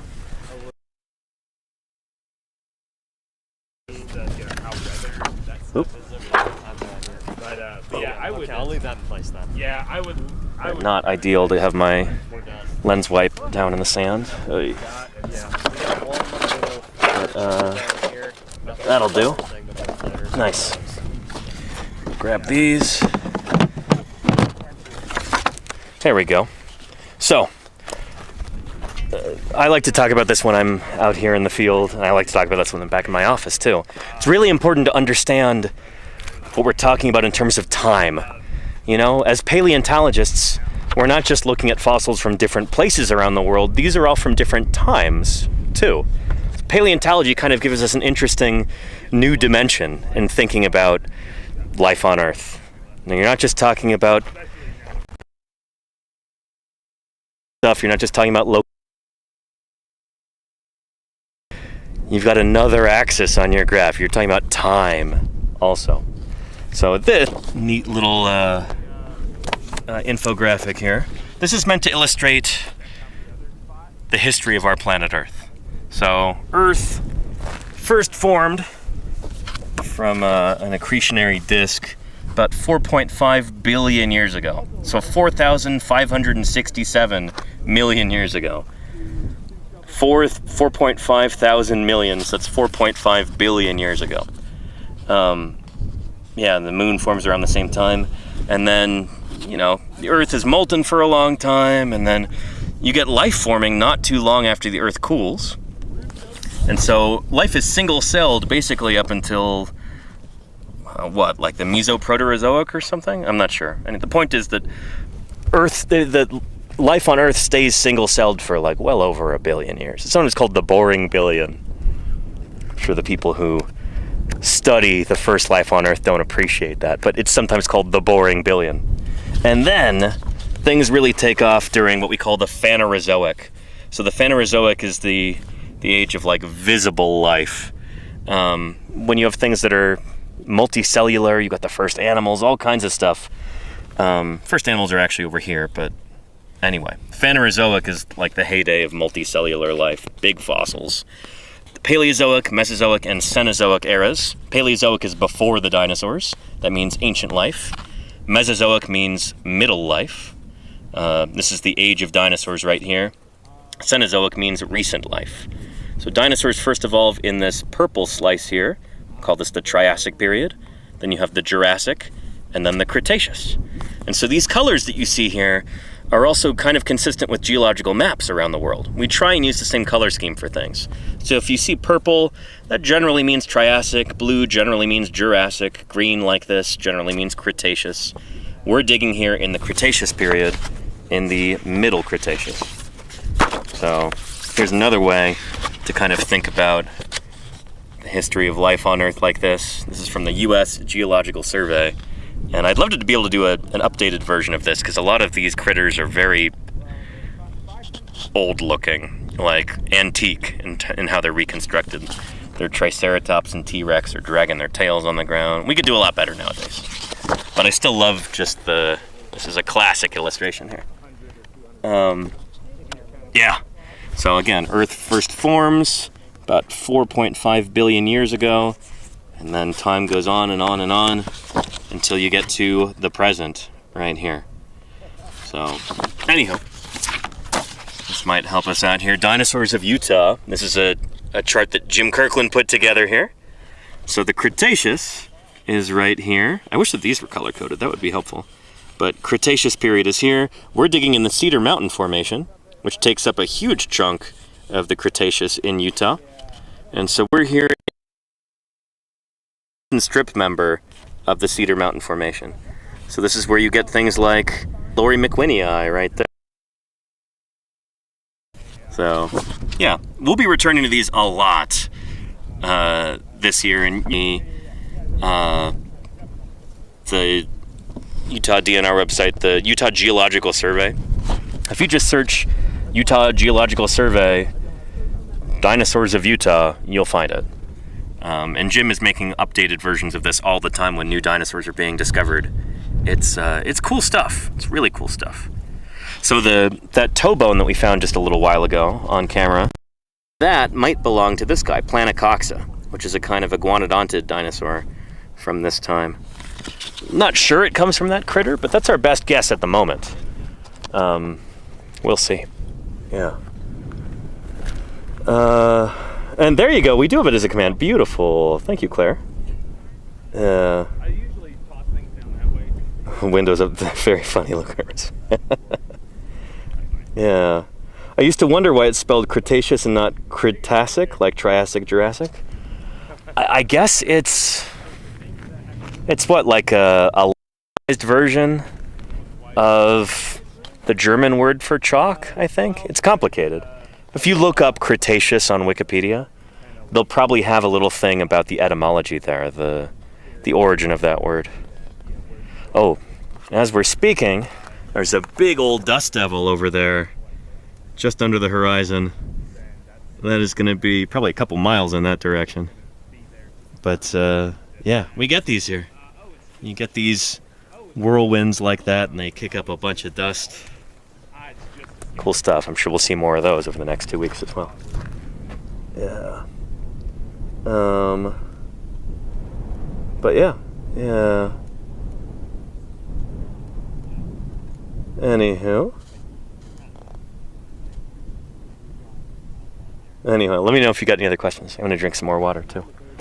I'll ask Josh how much longer we're going to be digging here also. I'm not used to this. The days are so much shorter. The daylight is so much shorter than I'm used to. Usually when I'm in this part of the world, when I'm out here in eastern Utah, it's the height of summer, you know? July, August. You know, the sun might go down 9, 10, 10:30 p.m., something like that. Here, well, 10:30 is a little late, but here it's like, you know, what, 7 p.m.? It's dark. In mid-September. Not used to this. It's autumn out here. Yeah. Salt Pestilin says maybe that dust is from a rich philanthropist helicopter who wants you to check out his new island theme park. That sounds like a lovely weekend. Yeah. I would do that. Someone says, I own an island off the coast of Costa Rica. And Luke Herman's Gaming says, is it ever cold in Utah? My knowledge of the state is very minimal. Oh yeah. So to give you some perspective, the Winter Olympics were famously held in Park City, Utah, a few years back.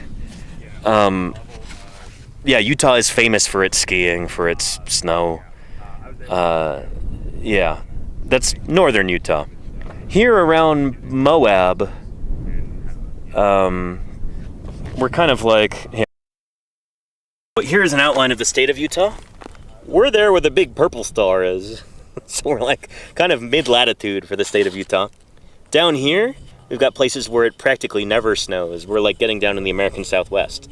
St. George is right there in that green star. I did some digging there this past spring on camera. We helped save that fossil site in St. George, Utah. Yeah, I don't know if they ever get snow there. They do get snow here during the winter. I'm not sure how much of it, though. In fact, I should ask Josh, because he lives in this. This devil's getting closer. Look at that. I don't know if it's going to come over the ridge, but we'll see. We shall see. Well, yeah. There'll be some rocks. Yeah. And... Oh, and Ramoto says, it snows in St. George. We get at least 6 days of snow a year. Oh, I didn't realize that. Wow. It's more than I thought. St. George is famously very hot during the summer.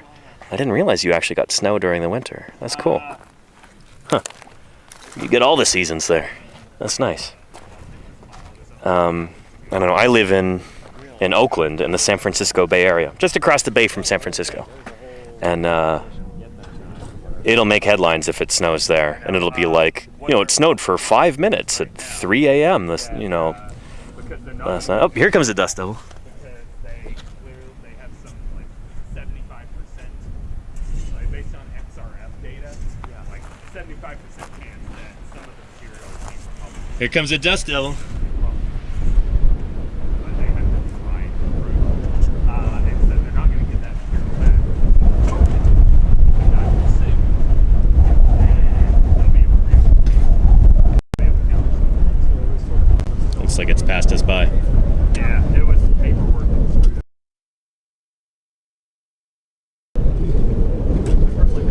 Nice. Joys of desert living. There are, yeah. There's a little bit of private land in the base. I've been to the sand dunes in St. George when they were covered in snow. That's wild, Ramoto. I didn't know that happened. Very cool. Yeah. But yeah. I find it hilarious in places like California and Texas get snow. Yeah, it never sticks in Oakland. It'll melt off within an hour or something, and it might snow for a few minutes or something like that. I don't know the last time it's actually snowed significantly. Like, I don't know if it's ever snowed significantly in living memory in Oakland. Yeah. In Australia, they call them willy willies. Is that right, Hamilton Mountain? You could be trying to trick me, and I wouldn't know. I would believe you. Oh, we call those. That's an old name. We call them wheelie wheelies. Trying their best to lose.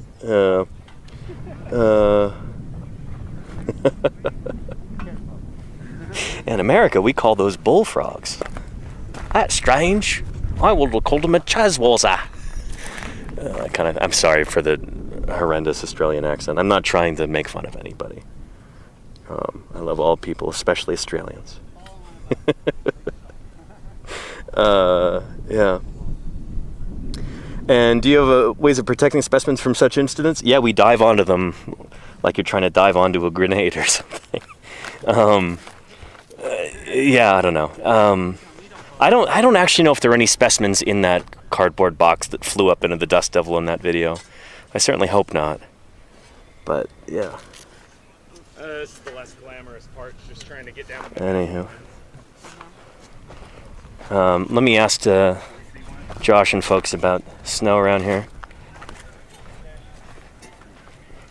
Oh, there we go. And it's one of them. Got a bone there? No, that's a mapping pen. Oh, nice. So, Cool. There was a little bit more, a few more bone chips coming out, and then definitely. Sorry, turn. No, you're good. You can check on that if you want. And then we're starting to get some of the concretions that we get at the bone in the bone horizon. So nice. All hand tools from now. Cool. All right. Nice work, everybody. So, yeah, Shoot. we'll see, Overburden done in a day. We've already seen bone today, but we'll see a lot more bone. Heck yes. Excited. We had some questions too. Does it snow here during the winter? Oh yeah. How much? Like, does it stick around? So, at this elevation, so we're about 4,700 feet-ish right here, maybe 48. Yeah. It doesn't snow a lot down here. Yeah. Or at least not as much as, say, up in Price, where we're 55 to 5,800 feet. Gotcha. Okay. So it's more an elevation than a latitude thing. Oh, totally. Yeah. Gotcha. So it'll snow out here every year, but it'll just be a couple inches and won't stick around too much. Gotcha. Up in the Book Cliffs to our north, just a little higher, it'll snow a lot, and the roads will be impassable. For a good chunk of the year. But like Moab will get snow for sure. A few inches every year, but it's higher elevation gets a lot. That more. makes a lot of sense. Yeah. And it varies. At least these days it varies quite a lot. One of the winters I added it up, we got about 30 inches total in Price over the winter. Shoot. Couple of storms that were close to a foot. We had two storms back to back. So we had about a foot. Yeah. You don't quite get that much once you're below 5,000 feet. Gotcha. Unless you're in Salt Lake or Logan, they get tons of snow. Oh yeah. Some of it lake effect, some of it just because they are further north. So you do get a little bit of that latitudinal effect. I know we'll get some questions too, like, why do you guys dig out here during the summer when it's so hot? You know, why don't you come out here during the winter when it's cooler? Yeah. Like, I mean, you know, honestly, so this dig right here, like when we were out here with the BBC filming Walking with Dinosaurs, we were out basically the same stretch, kind of mid-September through mid-October. Beginning of the trip, it was in the 90s. The morning we pulled out, the LaSalles, which are to our south, were covered in snow. oh wow. So, you know, and the LaSalles get up, you know, over well over 10,000 feet. I think close to 12. But yeah, your mornings get very cold if you're out here later in the year. It would be thoroughly unpleasant to be out here when it's that cold. I guess to do field work. And I like to take you know, students on trips over spring break. Usually we try to go about as far south as we can. That's why we're in St. George. We'll go to the southern end of Grand Staircase. But even then, I mean, we were at the south end of Grand Staircase back in 22, and we had a few mornings in a row where we were like 22 degrees Fahrenheit in the morning. So, and that's brutal. Like, it's hard to get started if you're in tent camping. Hard to get started. We had that in Wyoming a couple mornings back in June where it was like 29, 30 in the morning, and that was Wyoming. That's like 7,000 feet elevation. So. Oh, I didn't realize it was that high where y'all are there. Okay, that makes sense. Maybe it angles more. Anyway, cool. Good enough. Thanks, Josh. Yeah, of course. Yeah. Cool. I think Auburn did so. Oh, nice. Did they? Maybe. Yeah. And April 11 says, every now and again I miss living in Wyoming. Yeah. Not many people do live in Wyoming. Yeah. The least populous state in the U.S. The fewest people. Let's say not per area, nothing like that. Just absolutely.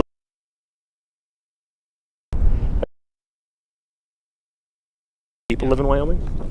Yeah. And anywho, you know, we're scientists. We use metric. But I don't. The spot that I'm rustiest on when it comes to metric is honestly temperature. I know that 40 degrees Celsius is hot. I know degrees Celsius means water freezes. But apart from that, it's difficult. I grew up with Fahrenheit. That's kind of just how my brain works. I'm trying to train myself in Celsius, but it's taken a while, you know. Yeah. But yeah. And I thought Alaska had fewer people than Wyoming. Nope. Wyoming's definitely got fewer people than Alaska. Yeah. And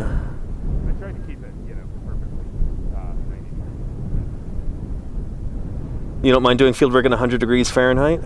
Yeah, 100 Fahrenheit is what, like 41 Celsius? Is that right? Somebody calculate that for me. But no, I've gotten used to it over the years, you know? And I'm from the San Francisco Bay Area. It gets hot there. I grew up in the East Bay, like around Martinez. And during the summers, it would easily get 100, 105 degrees Fahrenheit. Not Celsius, Fahrenheit. It doesn't really bother me. Yeah. You know, you adapt. Like, I don't know. I wear shorts pretty much year round. I dissipate a lot of heat through my legs. It's just how my body works. If I can do that, and if I've got plenty of water, I'll be fine, no matter how hot it is for the most part. So working out here, it's kind of the same way. I'll wear a different hat if it's kind of any hotter than it is right now. I might even switch to my sun helmet at some point this season, like in the next couple weeks. Although now that we've got most of the be setting up the shade tarps and working with hand tools, so today the hottest day, relatively speaking. We're doing the most physical labor today to remove that overburden, so I think the worst of the heat might be over. We'll see. We've got another dust devil coming through right there. prolific today. Dust devils left and right.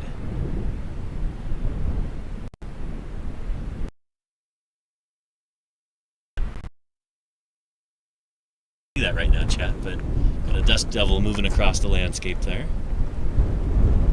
And now it's just kind of turning into a dust blast. Not so much rotation, more just here's the wind carrying dust across the landscape. Yeah. So we do get a lot of that here. A very windy place at times. Helps keep things cool. Yeah.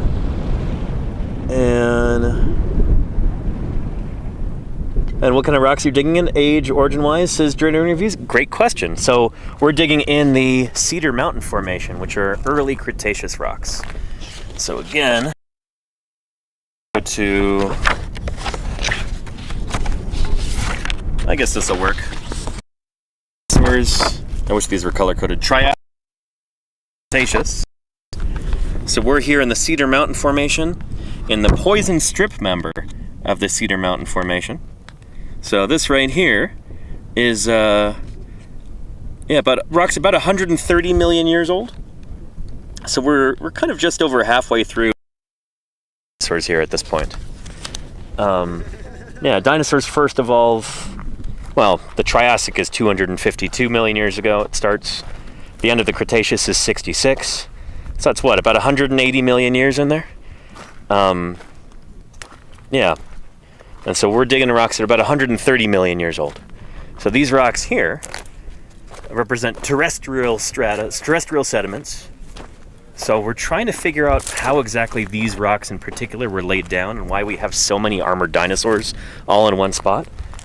We'll be talking with, what do we got? All of those pebbles mixed in with the bone. Oh my gosh! Those are pebbles. Yes! Nice. Was this under the tarp or right next to it? Next to it. Nice. We started having pieces of the ribs and things just coming apart, and we've got Well, other bones it tells coming you up. stuff. Yeah. It tells you. Pebbles is something's doing some Probably. transportation here. Yeah, there was moving water here, almost certainly. Yeah. So very cool. We got a nice bone right here. Yeah. Is this a limb element or Probably, yeah, or it could be a rib. It's very straight, so I Yeah. can think maybe limb. Uh-huh. There's a lot of pebbles mixed in with it. Yeah. In this otherwise very, very fine-grained material. That's what we would call poor sorting, right? Yeah, very poor. Yeah. Although there's more of the fine-grained stuff than there is of the coarse-grained stuff, so it's not an Right. even sort. Uh-huh. Interesting. So it's not only coarse, or like, it's poorly sorted, and which grains are represented yeah. are also poorly sorted. Right, yeah. So yes, we've got bone right here. If anybody watching, I should have brought my laser pointer. And we got, Here. yeah, right there. Probably Nice. a limb bone or a toe bone, maybe. It's kind of a long toe bone. Yeah. Something here. The something metatarsal. here. Hip bone layer. Oh, sweet. Yeah. And look Was at that- all of those lithic pebbles. Yeah. We find tons of them in this layer. Interesting. Was that under the tarp or was that? No, this is next to it. This is new. Oh, okay. Yeah. Sweet. This is new.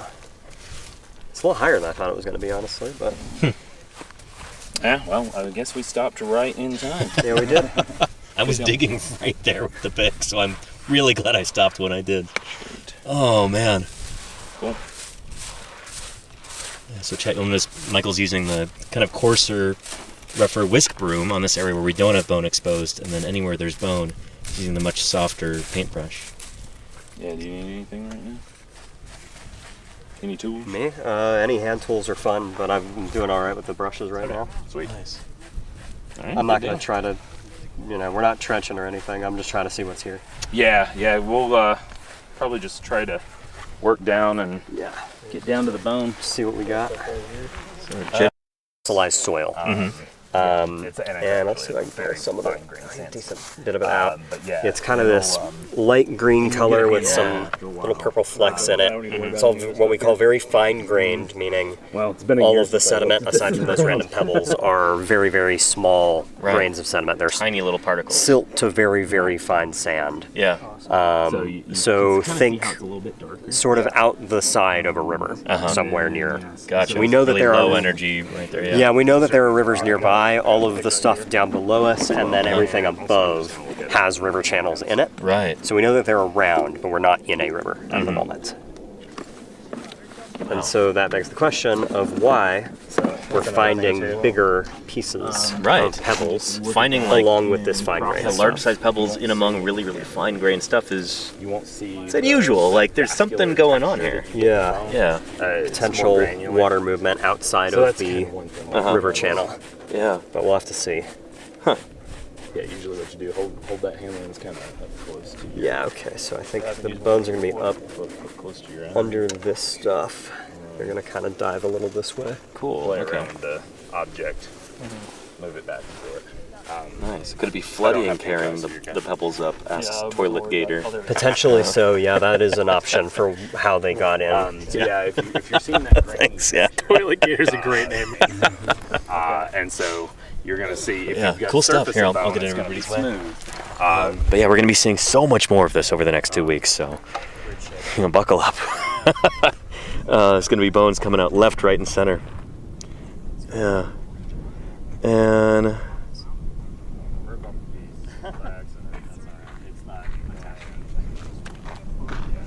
anywho. And yes, this is yeah, so bozocentric, this is from the Cedar Mountain Formation. So this is from Krista. And she talks about Lorrie's site in the book. There's even there's an illustration of this particular site. There's a bunch of like dead Gastonia on a floodplain. I think that's meant to represent Lorrie's site here. So the same site that we're digging. And then some of the people who were here in the quarry are featured in Krista's book as well. Josh has got a whole page about him, which is really cool. I believe the subtitle for that, it's like Josh Lively, new kid on the block, because she started writing this just after Josh had moved to the museum, and Price was just kind of getting established there and starting to really do cool things. So yeah, check out Krista Sadler's book if you're interested in this kind of work. If you order it from her website, she'll sign the copy and send it to you. It's good stuff. Yeah. Yeah. And generating views says, are you expecting to find a single species or more diverse animals? So that's the unusual thing about this site, is it's mostly Gastonia. It's mostly this dinosaur right here. Here we go. This lovely armored dinosaur called Gastonia. Gastonia lorrimcwinii. Oh, really, really spiky guy, plant-eating dinosaur. I'm not going to complain about being done with picking and shoveling today. Yeah, what's unusual is that usually at a bone bed, you'll find a whole bunch of different kinds of animals all kind of mixed together. There might be one that's dominant, one that's the most common. Here it's nearly all Gastonia material. It's really rare to find anything else at this site, which is strange. We did just find what looks maybe like the toe bone of an ornithopod dinosaur, which is a different kind of plant eater. But yeah, for the most part, nearly everything that's coming out of this site is Gastonia. We're trying to figure out why. We don't typically think of those armored dinosaurs as being all that social, like living together in groups, but maybe they did, because we've got a whole bunch of them here.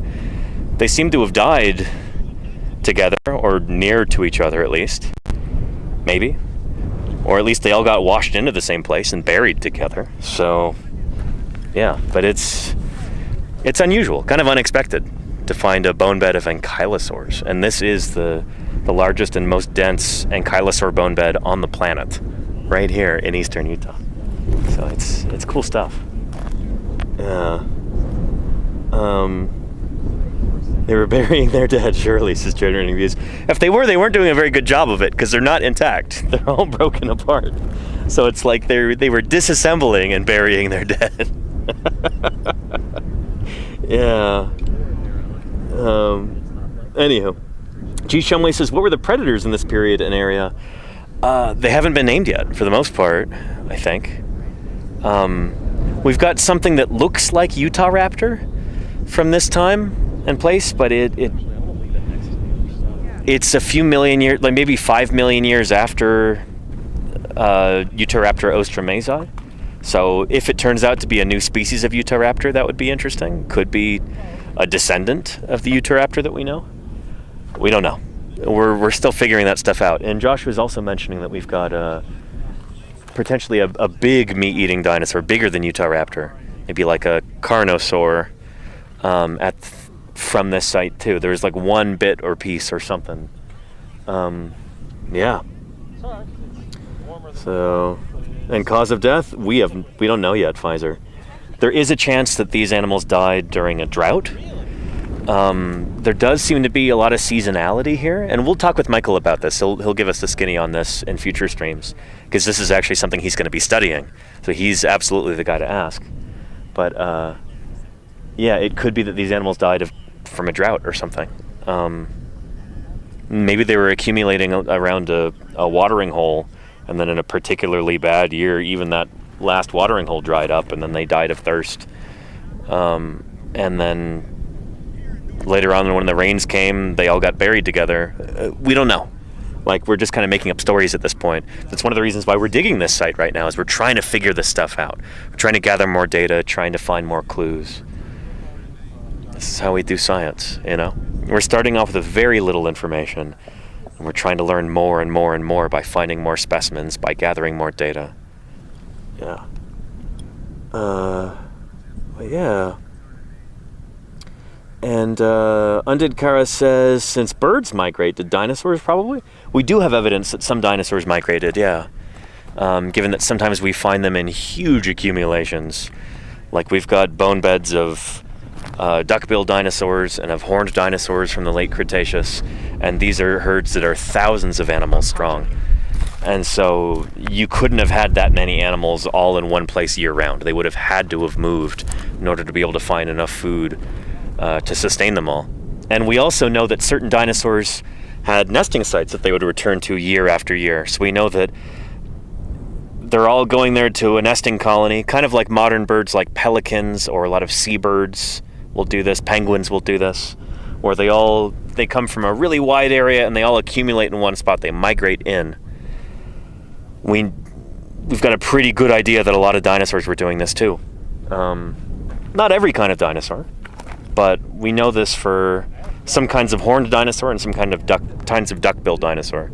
The ones that leap to mind are like Centrosaurus and Pachyrhinosaurus, which are both ceratopsids, horned dinosaurs.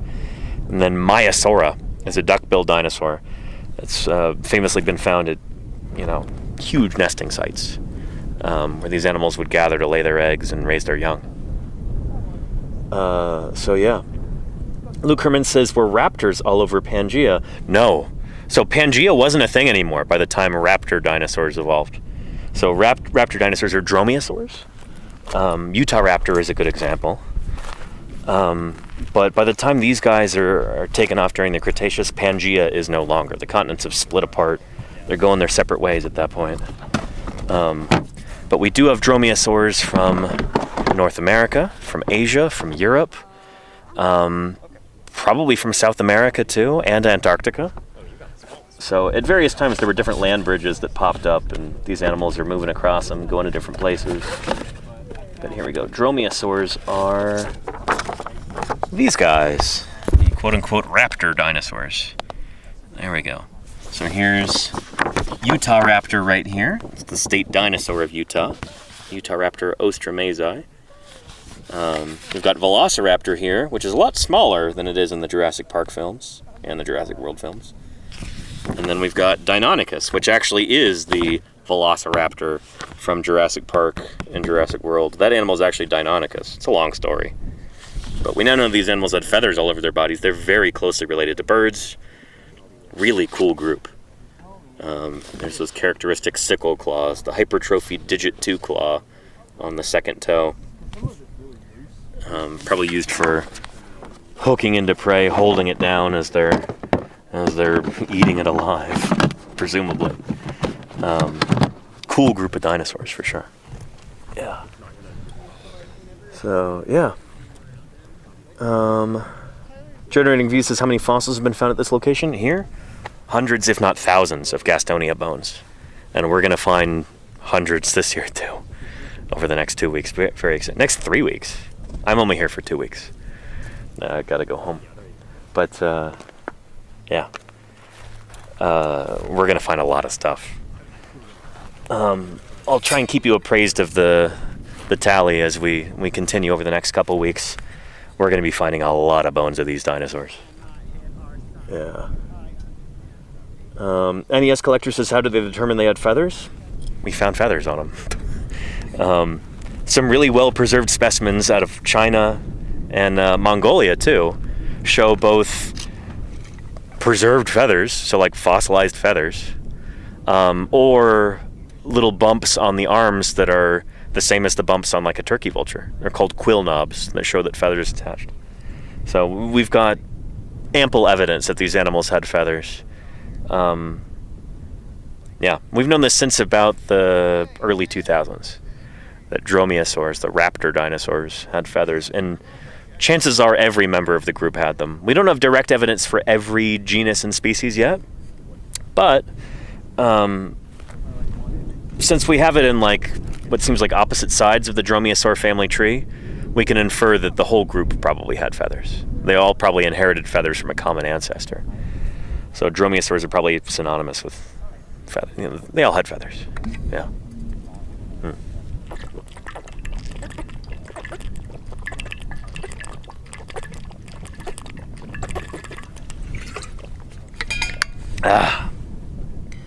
Yeah. And hey, thank you, Dances for Dirt. I'll see you later. Thanks for being here. Yeah. And that's exactly right, Charlie's Dragon. Yep. Thank you for typing that out. Yeah. 10 generations for one. Yeah, it's pretty cool, Luke Herman's Gaming. It's really neat how monarchs do their thing. It's fascinating to think that an insect travels that much, and it's an intergenerational thing. Wild. I recently planted some milkweed at my home back in California, and I'm hoping that some monarchs take advantage of that and helps them with their astonishing migration. Another critter that has a pretty astonishing migration. What am I going to say, chat? You know me well enough at this point. I've been talking your ears off about this since May. What's another critter with a pretty amazing migration there? Yeah, there we go. There's those emotes there, Rushwing. Leatherback turtle. Yeah. Oh, check out this beetle. And we'll get back. Here. Big old dark. There, friend. How are you doing? I've already got another spider one. Yep. I don't think he wants to go on my hand. That's okay. Check him out. That's more like what the... Yeah. Big old darkling beetle.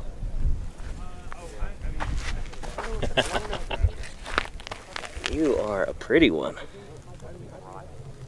Yeah. We get a lot of those around here.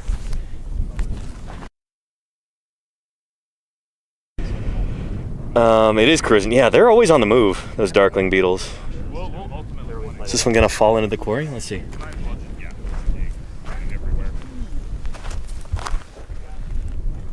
Alright, beetle chasing now.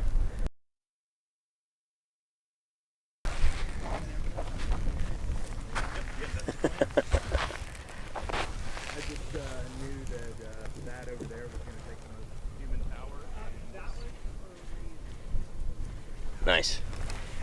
Anyway, that's a critter we encounter pretty often out here, darkling beetles. Anytime we have an animal around the quarry, I try and highlight that. Yeah. And Kazashi Weekend Dino Dig. Yeah, so we're going to be trying to stream every day while I'm out here for the next 2 weeks. We'll see if weather and other conditions permit, but yeah. When I'm out in the field, I want to share as much of that with you as I can. Oh, yeah. The beetle has no clue how famous it is right now. Yeah, 343 people watching that beetle. But yeah, and what was I saying? Leatherback turtles are a critter that I'm getting involved with, which is really exciting. Both on the modern conservation front, and also just talking with Josh, we might have a paper idea to publish on leatherbacks and other sea turtles, both in the modern and in the fossil record. So I'm excited to talk to him about that. But leatherback turtles are extraordinary animals. Very, very different from any other kind of sea turtle. They are truly unique. They're the last surviving member of this once grand lineage, Dermochelyidae, this whole family of sea turtles. And they diverged from other sea turtles probably about 80 million years ago, if not longer. So that makes them... Leatherback turtles are as different from other sea turtles as we as humans are from, like, hedgehogs. They're very, very different, you know? If we're going by time, there's about 80 million years separating leatherback turtles from all other sea turtles. That's how long ago they split off from the sea turtle lineage, Chelonoidea. And that's the same amount of time that our human lineage has been separate from the hedgehog lineage. Wild to think about, right? Extraordinary animals. They're one of the world's largest living reptiles. They lay the largest volume of eggs of any egg-laying animal. They have the longest migration of any non-bird reptile. So the population that lives off of San Francisco, that feeds off of there, they're born on the Solomon Islands or Papua New Guinea, and they make this huge migration across the entire Pacific Ocean.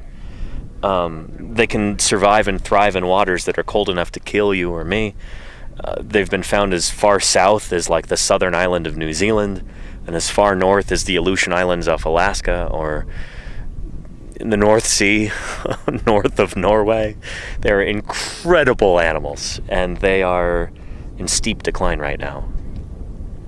Their population numbers have plummeted all around the world, and they could be extinct within 50 years if we don't do something now to protect them from things like fishing bycatch, plastic pollution, climate change, destruction of beaches, stealing of eggs, all kinds of things like that. So, I don't know, I'm getting involved with leatherback sea turtle research and conservation, and we're going to be doing a lot of streams about that over the next year.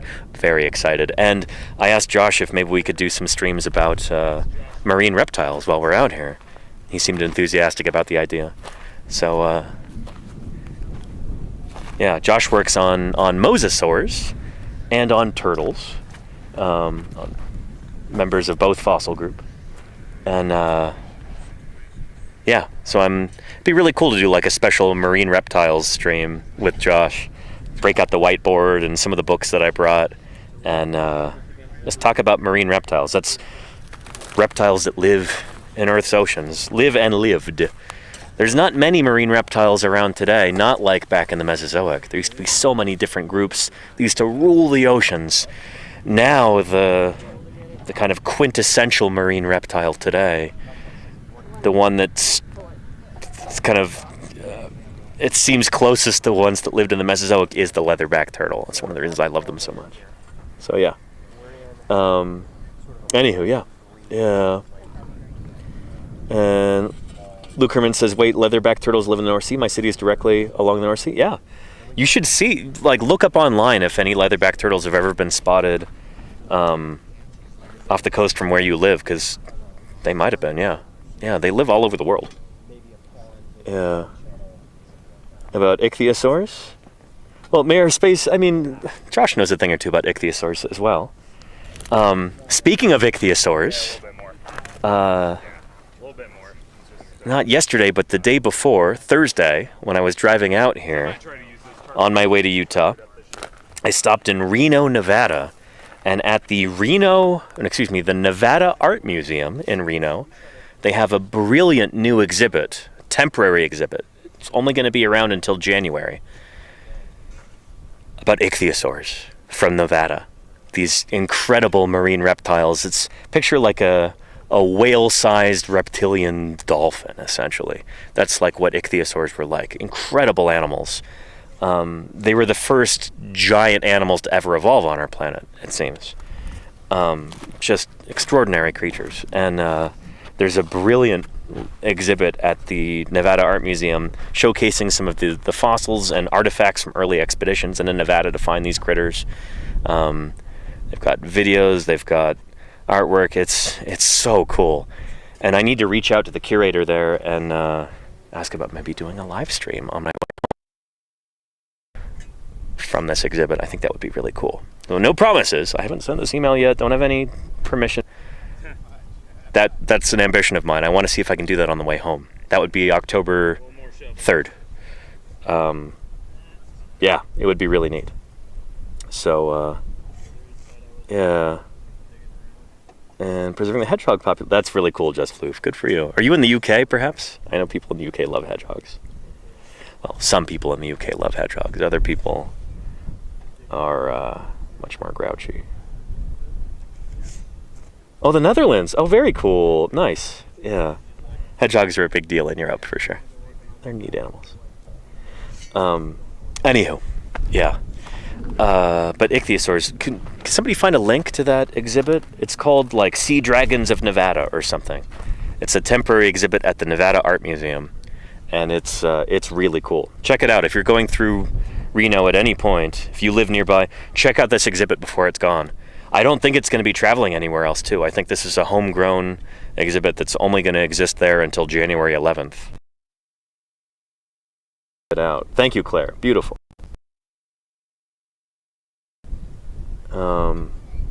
Yeah. And that's really neat, Just Floof. Yeah. That's awesome. And M said, I do like Prehistoric Planet. Yeah.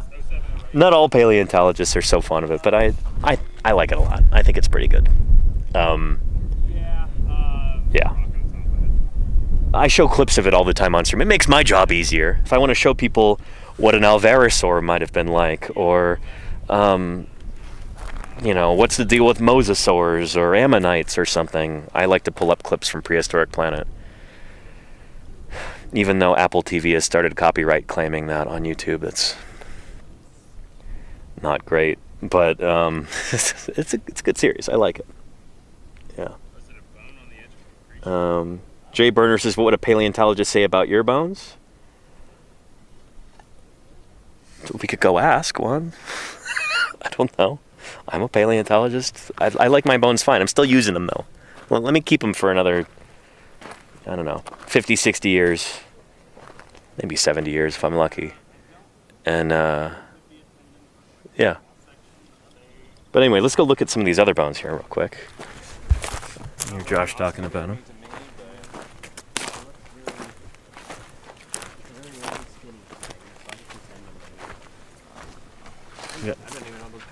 We got some ossified tena? It's a smidge of bone. Okay. This is something. Some bone shrapnel? Yeah. It could even be the edge of an osteoderm. I don't know. Oh, if it's just on end like that? Yeah. Yeah. Huh. Although, I don't know, it seems to be thin. Cross section. Some little thin piece of So these tarps are here from last year. So I'm not super impressed by it, but it can stay for now. Hey, I found it. can we take a look? Yeah, sure. Yeah, it doesn't look like much, but Yeah. I could see that being tendon maybe. I don't know. I didn't look at it under the hand lens though. Yeah, interesting. Yeah, it feels like it is something that is round, and what you see is what you get there. I don't think it's the edge of an osteoderm after all. So, yeah. Okay. Cool. Who knows? Well, we're gonna find much better bones here, and we already are. I mean, shoot. But yeah, so a lot of the Nice. So all this burlap here is from last year to cover up the bones and protect them over the winter. And look at that. Got bones right here. Gorgeous. Left over from last year. Nice. Wow, this almost looks like it's basically, they would start out decent limb bone right here. Very nice. So yeah, a lot of your ankylosaurs have them. So just this site is absolutely chock full of bones. They're all over the place And here. especially for like the later ankylosaurids that have the tail clubs. Yeah. It's a kind of an important part for support. Yeah. Cool. You gonna pull down the burlap? Yeah, you can go ahead pull off the burlap.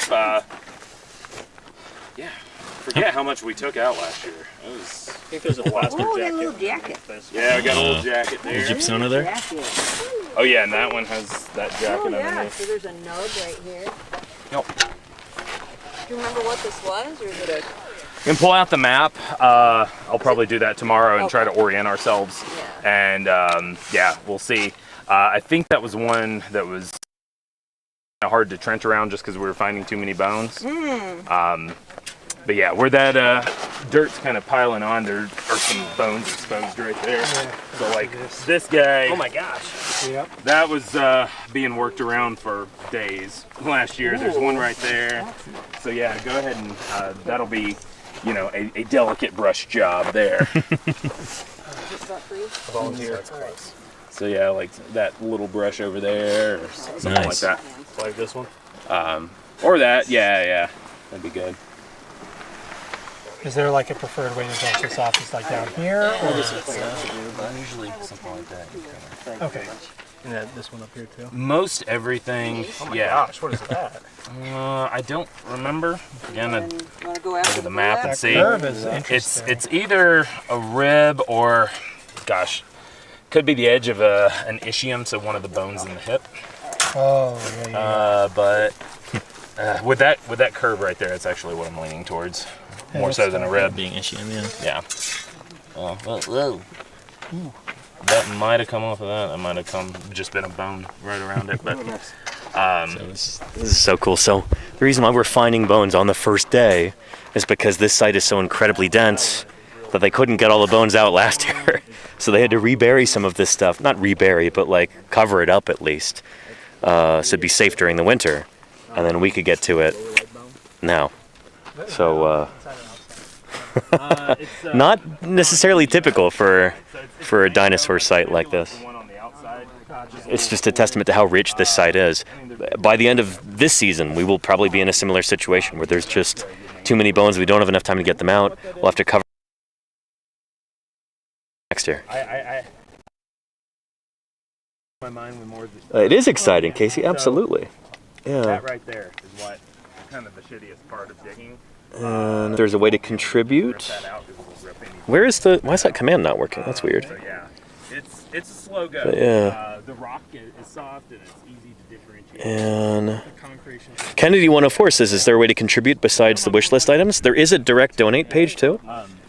There you go. Good, it worked. Yeah. Yeah. Yeah. And, so yeah, with all We'll have Josh give a little spiel about that also. You can hear what they'll be using the money for.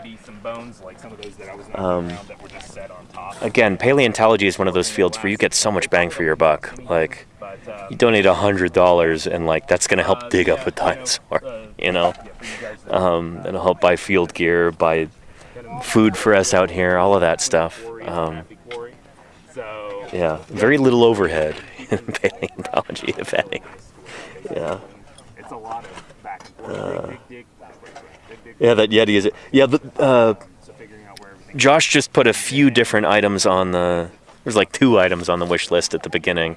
He's going to be putting more things on there as we have needs that arise. So. So no, not digging in. Yeah. Like that. Yeah, I'll remind him to do that too. Yeah, exactly. So yeah, the. But yeah, that cooler is certainly not cheap. If somebody were to purchase that, we would all be thoroughly impressed because that's pricey. Just because you know, every time you try to trench around a bone, you hit another bone. And Jay Burner says, what's the big dinosaur that might be here? There's a bunch of big dinosaurs, a bunch of Gastonia here. Here, I'll go pull out that model and show you again. So this site is a bone bed for ankylosaurs. Oh, there's a bone there. I got to go on the other side of that bone. Kind of ankylosaur called Gastonia Lorrie McWhinnie. It's named after a woman named Lorrie McWhinnie. So it's cool. Species now. Gastonia Lorrie McWhinnie. those out. Gastonia looks like this. This lovely animal is Gastonia right here. Although this animal is about the size of a car, it's big. It's not a small critter. It's not the biggest dinosaur in the world, certainly not, but it's very spiky, plant-eating dinosaur. Would have been defending itself against meat eaters like, kind of similar to Utah raptor, or maybe Acrocanthosaurus, things like that.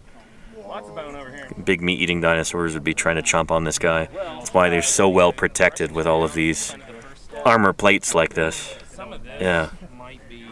So, Gastonia. This is the dinosaur that we're digging up here at this site. And we're going to be finding hundreds of bones of these guys.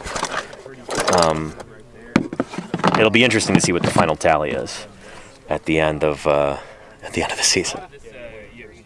Yeah. And it is a very lifelike one. Well, that's why I got it, Polskadot. Yeah. Yeah. And MSET says, do you think they evolved armor also to combat each other? Maybe that was part of it, but I think it's primarily a defensive thing, defending against predation. Because a lot of that armor is pretty lethal looking. You've got big, wicked-looking spikes. Yeah, it's the sort of thing that... It's not like the antlers on a deer where they could, like, interlock them and, you know... I think if these guys are competing with one another in an intra-specific way, some members of the same species competing, wrestling, they're probably doing that just, like, pushing against each other head-to-head, I imagine. I don't think the spikes have much to do with intra-species combat, fighting, whatever. Does that make sense? Yeah. But yeah. And Acrocanthosaurus, did Gastonia last quite a long time? So we don't have Acrocanthosaurus here, but I said that because that's kind of one of the closest dinosaurs to what we might have at this site. We've got some sort of possibly big Acrocanthosaurus type dinosaur here. A big carnosaur, big Carcharodontosaur potentially. And that guy may have been eating Gastonia. Yeah, that's a critter these guys may have had to contend with. That makes sense. Yeah. How would a predator even kill one of these? Very carefully, Jay Burner. Yeah. That's the thing, is that's a hard target, you know? A critter that's covered in armor and spikes and very low to the ground. You know, you'd want to flip it over to get to the underbelly, but how are you going to do that on an animal it's essentially just like like trying to flip over a station wagon, you know? A station wagon covered in spikes, and it's probably rushing at you aggressively. Like, yeah. These animals do seem to have been very successful in the sense that we find them all over the place. Like, they're probably pretty common on the landscape. They were certainly doing something right, you know? Not a rare animal in this environment. They were everywhere. It will be interesting. We'll find that eventually, Crimson. There's bits and pieces of animals like this all over the place. Big meat-eating dinosaurs, but we don't have a good skeleton yet, so we don't really know what it looked like. We know it's here. We found some teeth and some other bones that show that kind of dinosaur is around. We just, yeah, we don't know exactly what it was like yet. That makes sense. We're short on details at this point. Could have been during transport and deposition. Could have been just during burial and kilometers of rock. If I were a T-Rex, I'd be looking for easier prey. Yeah, that's kind of the idea. Is these animals evolved all of this armor? It seems to help protect them from predators, make them less likely to be a target. But yeah. Exciting stuff. Kinds of bones coming out already. First day. Oh yeah. This is nuts. Oh yeah. So many bones. Yeah. So many problem children already. Shoot. nodule. We just had a question in the chat, like, what would be eating these guys? Is there... do you have, like, big theropod remains? I think you mentioned something like that. You've got bits or pieces of some sort of big theropod. We've got, over at the Denver Museum, they've got a pretty big toe bone from a theropod larger than Utahraptor. Yeah. You know, maybe some sort of allosauriid sort of deal. Carnothosaur or something like that. Yeah. We were talking about this last night during the Q&A at the Walking with Dinosaurs thing. And, you know, I said, you know, kind of post Walking with Dinosaurs, spoiler alert, I don't think Utahraptor's trying it with these things. There are so many other squishier animals, you know, Planocoxa, the iguanodontian, but lizards, snakes, turtles, there are other things. Maybe, Crocs, there are so many things that are less spiky than these. You know, when the animal's young, sure. You know, it's almost bite size if you've got a large theropod. Sure. But when this thing's an adult, nah. So how big does Gastonia get? About 15 feet long. So about 5 meters. And, you know, it's an animal, you know, probably about a meter, you know, 3 feet tall, ish. They're really hard to flip over. Yeah. Like, you know, there's that scene, if you do watch the episode, the Walking with Dinosaurs episode, that, you know, a Utahraptor runs full tilt into one of these things and flips it over. It's like, not happening.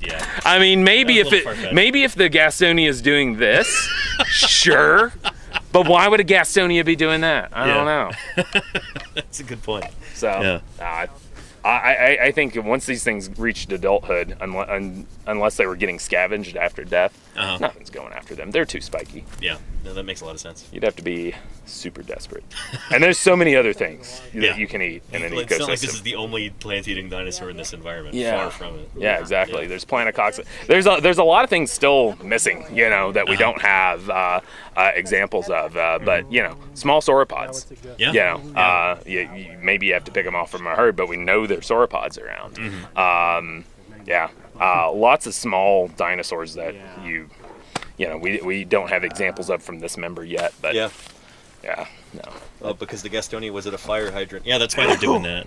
There you go. Yeah, it's like our mounted Utahraptor in our museum. It's doing the kick. We've talked about for April Fool's Day putting a fire hydrant and a yellow stream for it, but. Yeah. You should absolutely do that. That would be so funny. Yeah. You could Photoshop it in at least for a social media post. We could, yeah. But I think having it there would be funny. It would be funny. My boss might not like it though. We'll see. All right, thanks, Josh. So yeah. What? Oh, Gastonia's a cool animal, and it's funny because it's so different from anything walking around today. Like, what animals do we have walking around today that are 5 meters long, 15 feet, covered in huge spikes, and we don't have anything like that, you know? It would be like I don't know, porcupines don't get nearly that big, but think of this animal almost being kind of like a porcupine, you know? Most animals will leave them alone. To be fair, there are some critters that will actively hunt and eat porcupine, but it takes some work, you know? That's maybe a nice kind of mental image here to get into the frame of mind when we're thinking and talking about Gastonia. Yeah. Porcupine the size of a VW Beetle. Exactly, Kennedy, yeah. I would spend $20 for that hydrant, says Kennedy. Oh yeah, we were gonna ask Josh about the donation stuff. Yeah. Here, we'll do that in a minute when he's done having a conversation. Yeah. And anywho. Yeah.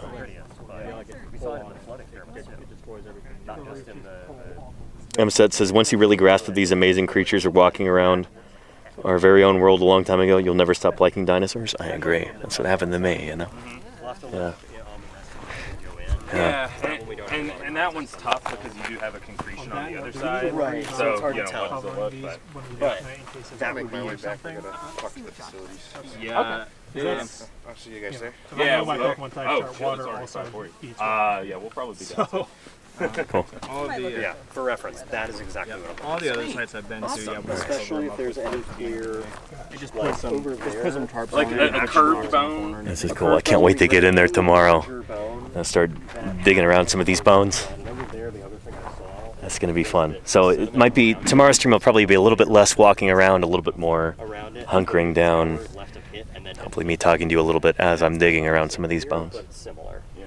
Yeah, but we're just going to be pulling bones out left and right. Just in Yeah. case you see it. Oh, that looks bony. Yeah.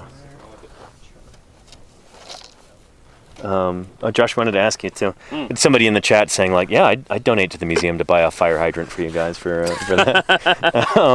But let's just do a little spiel about donating to the museum. We've got that wish list. There's not a lot of items on there yet. Yeah, no, those are a few things that we definitely need. Yeah. A couple of Yeti coolers so our food doesn't go bad like it does in the ones we have now. Yeah. But then also GPS units for our for when we're prospecting. Right. Obviously here we don't need it because We're at the same site. Yeah, We've already we're got at the same site. coordinates for here. But yeah, all the placement is just mapping, physically mapping. Yeah. But yeah, sometimes too, new projects come up where we need, a new such and such, whatever. So yeah, we do have the option too to donate directly to the museum. Right, It goes yeah. through Utah State University's website, but you've got that link on there. Yep. And it's kind of an old format for the donation, so it was That's back fine. from It'll work. yeah, it was back when they were looking for money specifically for a new museum building. So that's not happening anymore. Well, I mean, That's a long way down the road. If Yeah, you know somebody's okay. got $30 million laying around, sure, why not? Okay. So there's an option like donate to the current museum, donate Right. to the new museum. So that's all going to go to the current museum. Yeah, it's all going to the current museum. Okay, good So to don't know, worry good to about know. that. But then Yeah. gift instructions under that. Yeah. It's you can type something in. Yeah. Say paleontology fieldwork, Yeah. paleontology collections work, whatever. Yeah, or just Fire hydrant, Yeah, fire hydrant for. No guarantees it'll go to that, but you know. Yeah. I mean, I feel like we have to use it if you donate. Yeah, but If you want to make that happen, chat. Yeah. yeah, I mean, or just general paleo Yeah. or archaeology if that's your thing. But Yeah. you want to donate to paleo. Yeah, paleo. for sure. So that would be any little bit helps. Yeah, it because really does. we ran a fundraising campaign started last Giving Tuesday through the month of December. Oh, cool. And we raised $60K for our Wow. lab renovation. Nice. Half one. But a lot of that was small donations, so like Yeah. $20, man. It makes a difference. Yeah, Yeah. that- I run this on about $1,000 a week, where I feed all the volunteers, all the students, and we buy plaster consumables like that. Depending on everything. yeah, exactly. Yeah. So size Yeah. of the group depends, but average about $1,000 a week. Nice, okay. So I try to run. We can run pretty much the entire field season off 10K. Which is, one of the advantages of Yeah. being a museum right here in, the area. But You're not spending a fortune on flights and fuel and everything. exactly. It's- Yeah. But cost what we.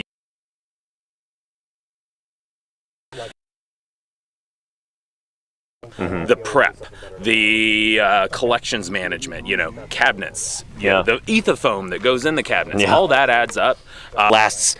So Yeah, for sure. And Yeah. then, of course, we give student heading up. So, if you can donate, great, man. Yeah. It really helps us out. it seriously does. I talk about all the time how like if you want to contribute to science, if you want to actually make a difference, you kind of can't get better bang for your buck than with paleontology. Like, Yeah. You see how we live and work out here, chat. We're not in the lap of luxury by any stretch. This is Nah, we're going to have spaghetti tonight, and it's going to be fancy because it's going to be a combo of beef and Italian sausage. nice. All right. Or just veggies for the vegetarian. Oh yeah, yeah. We take care of everybody. Am I the only obligate herbivore on the crew right now? I think so, yeah. Okay, yeah. Gotta make sure everybody else stays well fed so they don't start looking at me with hungry eyes. There you go. But yeah. Anyway, thanks, Josh. Yeah. So again, if anybody is interested in making a contribution to the museum, we'd all appreciate it. This sort of work is only possible because of the generosity of people in the community, people who love paleontology. Heaven knows there's not a lot of federal funding for this sort of thing right now. So if you appreciate these streams, if you're enjoying this, if you want to help us out, every little bit makes a difference, So that's something that only you would recognize because yeah. you run the experiments. Anywho, yeah. And let's see here.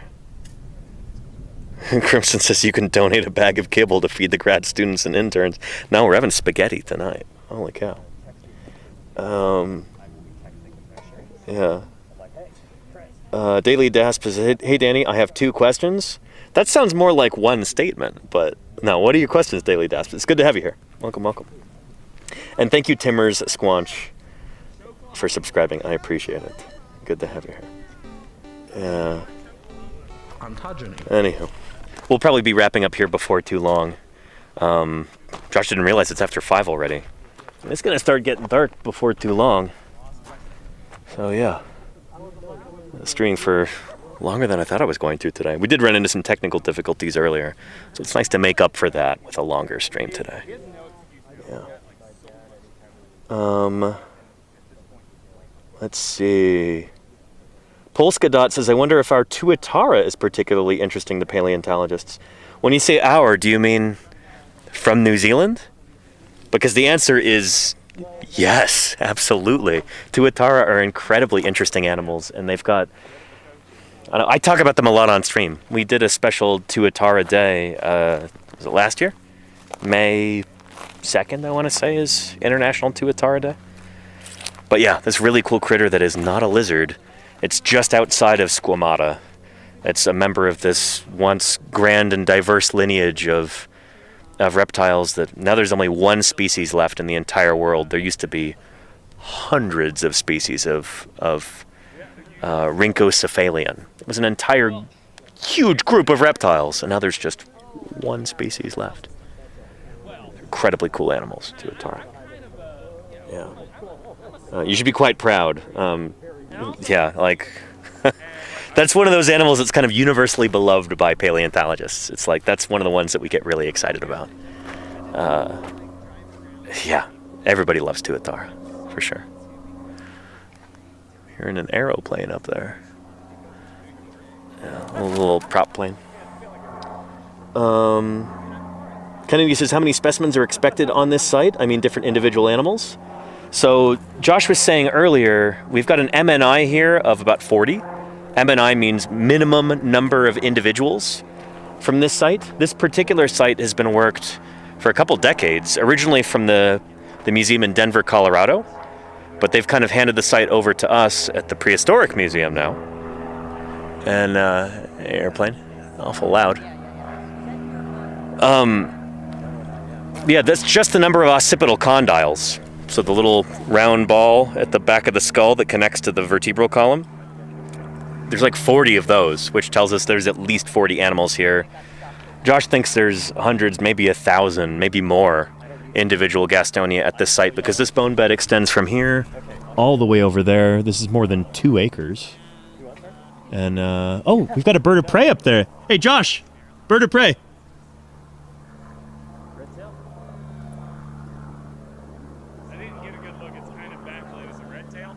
Probably red tail, yeah.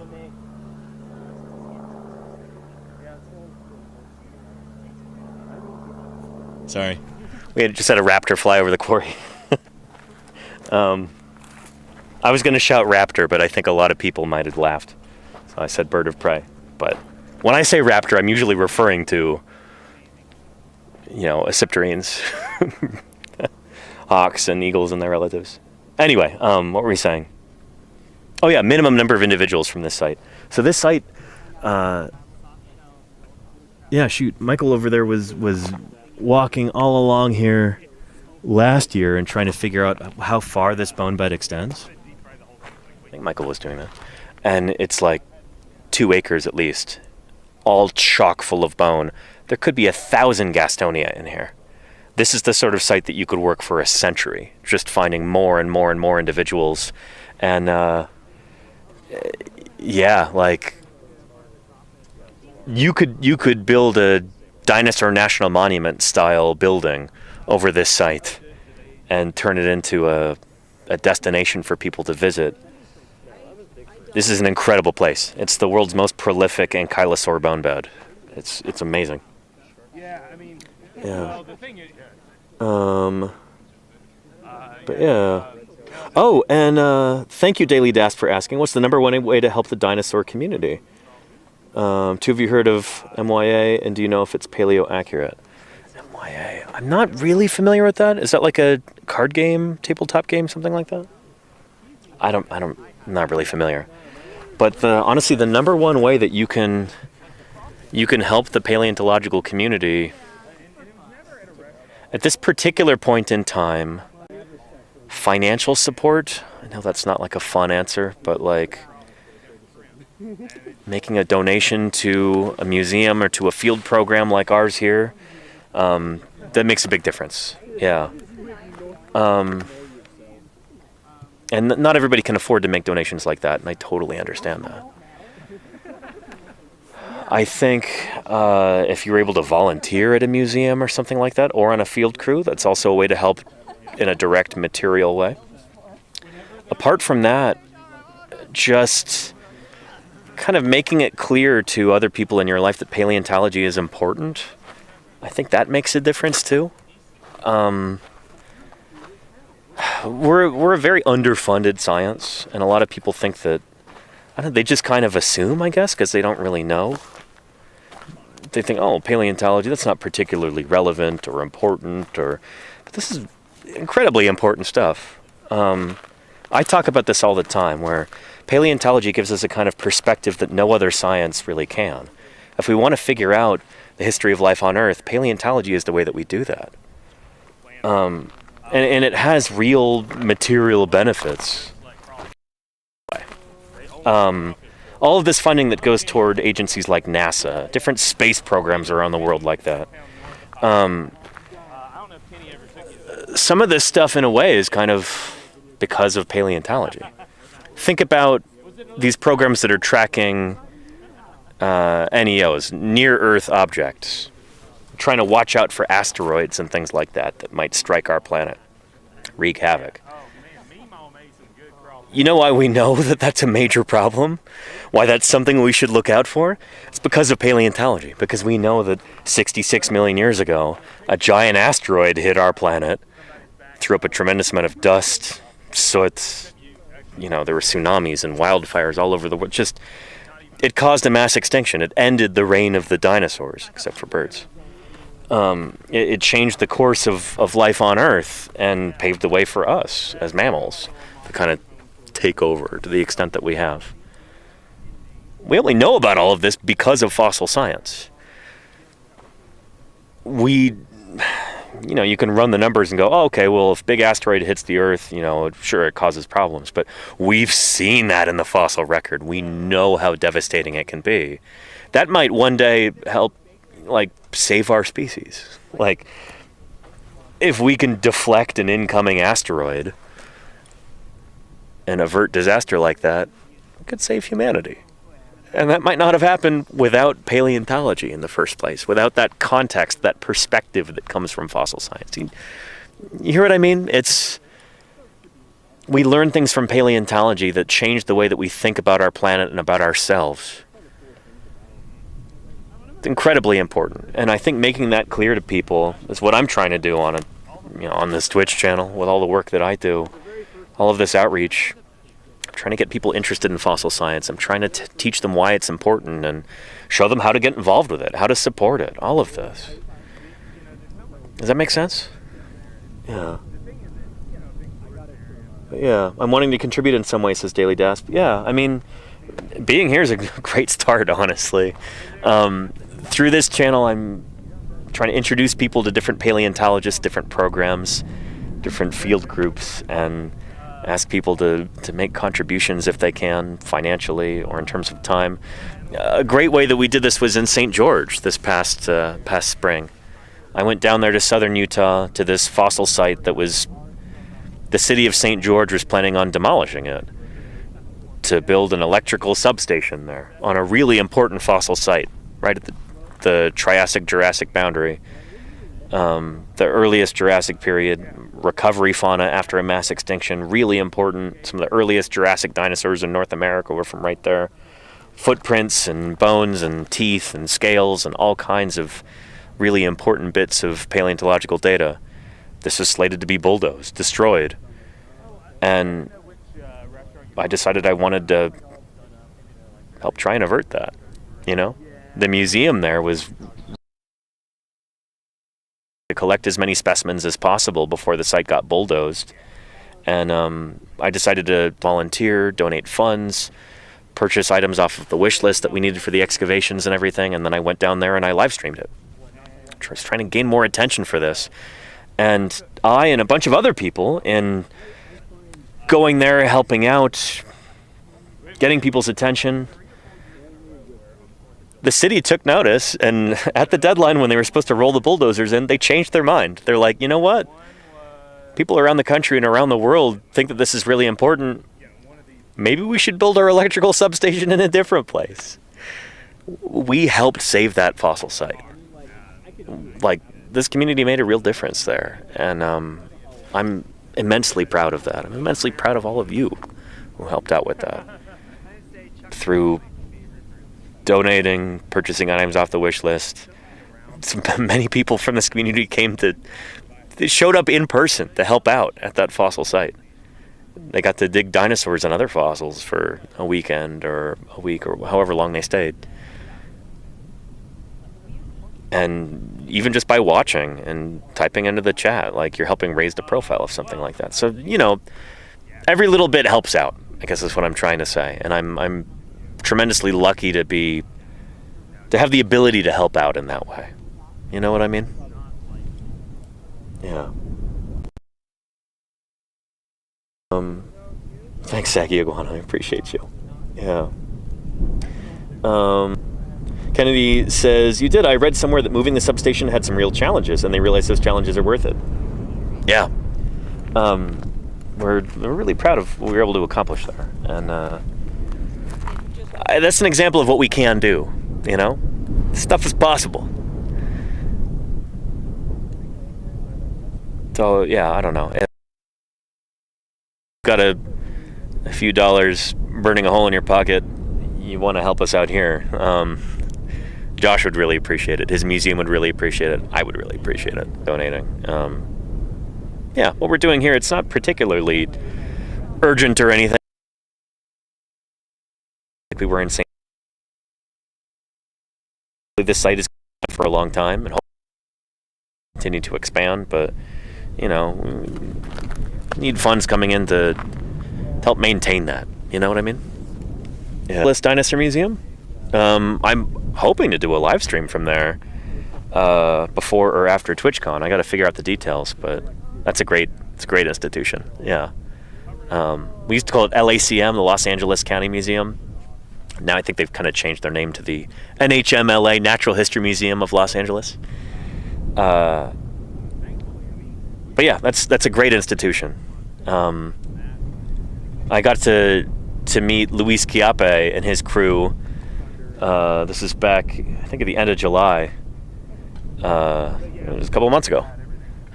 They were out at a field site, maybe 50 miles that way, in the Cedar Mountain Formation, so in rocks very similar in age to this. And yeah, that was really cool. Yeah, they're a much larger institution. They've got big donors and stuff. They're not, everybody can use money, but they're not quite in as an acute need of funding as maybe an institution like the Prehistoric Museum here in Price. But they're great. They do a lot of really cool work. And one of the neatest things about that museum in Los Angeles, I think, is that they're within the TMZ. So, you know TMZ, like the media outlet.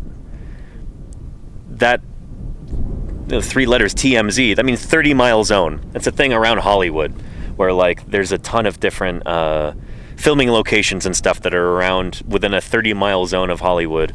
That's why, like, Vasquez Rocks in Los Angeles, or outside of Los Angeles, it's been, like, just filmed to death in different sci-fi TV shows and movies and stuff like that. all kinds of stuff within the TMZ. The Los Angeles Museum is within the TMZ. And so when there's a Hollywood film or a TV show or Netflix special, all kinds of stuff like that produced in and around Los Angeles and Hollywood, they often go to the LACM. So that institution holds a tremendous responsibility, and that they've got an oversized megaphone. They're like, we're going to be featured in all kinds of different media. Our paleontologists are going to be interviewed by all different kinds of media. We need to make sure that we're really up to the task. And they do an excellent job of that, I think. They're, by virtue of being there in LA, they're all over the place in media, and I think they do a really good job of it. The Los Angeles County Museum has been featured in so many different movies and stuff. I'd be really interested to like talk to Luis Chiappe about that, maybe on stream someday.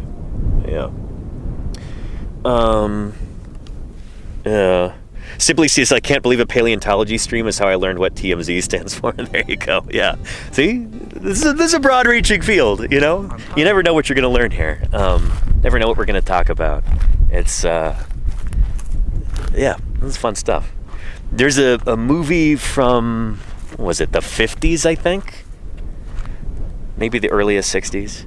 It's called 13 Ghosts? I think it was one of these really gimmicky, like, spooky, scary drive-in movies from the 1950s, meant to like kind of gently scare teenagers. It's not particularly scary or anything, but for whatever reason, I don't know why, it doesn't really have anything to do with the plot, but the father character in that film is a paleontologist, and there's scenes filmed at the Los Angeles Museum in that movie. It's a movie about like ghosts. It's really goofy, but he's a paleontologist, and they've got scenes that are filmed there at the Los Angeles County Museum because it's just a short drive from Hollywood. This sort of thing happens again and again and again. And I don't know. It's just neat to think about that, like, different museums have their own little challenges and advantages and responsibilities. And the museum in Los Angeles has a tremendous responsibility on their shoulders to make sure they're doing things right, because they're going to appear in a lot of media. And I think they do a good job of that. Yeah. So we got about Kennedy, Bell. I'd like to set up my tent. What about that movie, A Night at the Museum? Yeah, so Night at the Museum, I don't know if that was filmed at a museum. If it was, it might have been LACM. Might have been the museum in Los Angeles. That museum is supposed to be, I think it's basically supposed to be the Smithsonian, but like What's that? almost like a weird, like, puree of different museums that are kind of Smithsonian-like. I don't know, but somebody look it up. It may have been, scenes from it may have been filmed in Los Angeles. I would not be surprised. Yeah.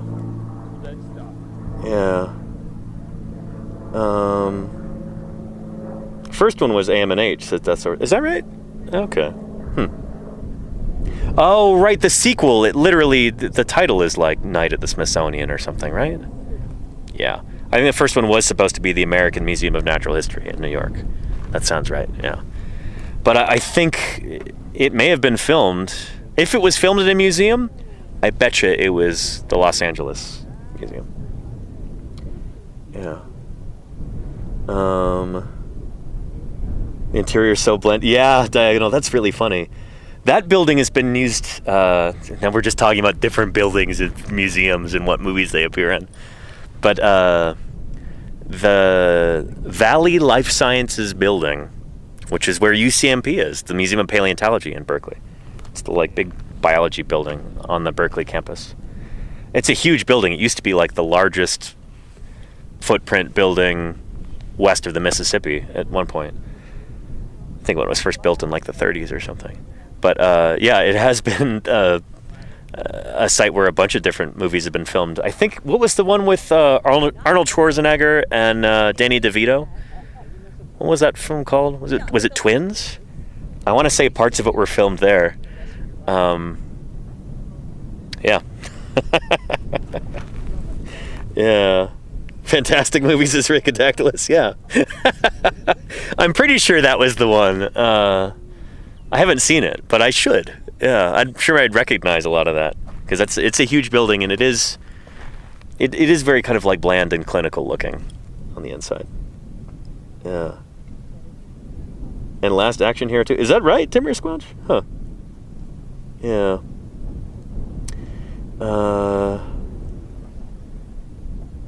Twins and also Junior were Danny and Arnold. Yeah, it might have been Junior. I don't know. I want to say it was a movie. Somebody can look it up. But Valley Life Sciences Building at UC Berkeley. And then Arnold Schwarzenegger, and I think Danny DeVito. I think it was one of the movies that they were in together. Yeah. Anyhow.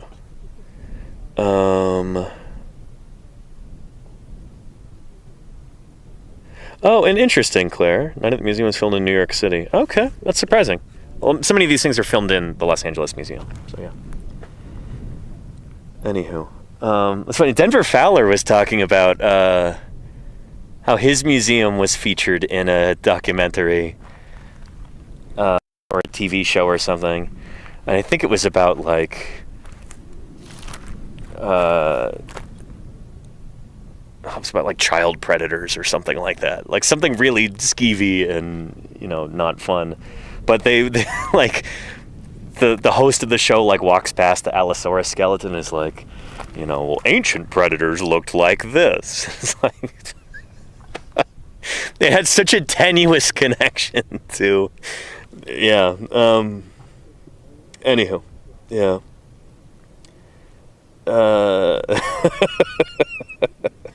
I should ask Josh if any TV shows or films or anything have been filmed at the museum in Price. But it's a funny little piece of, I don't know, paleo trivia is like different movies that have been filmed at different museums and why. Yeah. But yeah. Plaster on yourself or another person? No, that. Anywho. I have heard way too many horror stories of people doing that. Oh, like there's Man, things got awful quiet. Are people going back to camp already? He was saying that one time they had a guy do that there. He got like second-degree burns. Yep. Jeez. Huh. They had to like Anyhow, let me get some more water. drive him to like an hour and a half away. Jay Burner says, I looked at a beaver's tail, the bones on the tail. How would you know it had a giant paddle around those bones?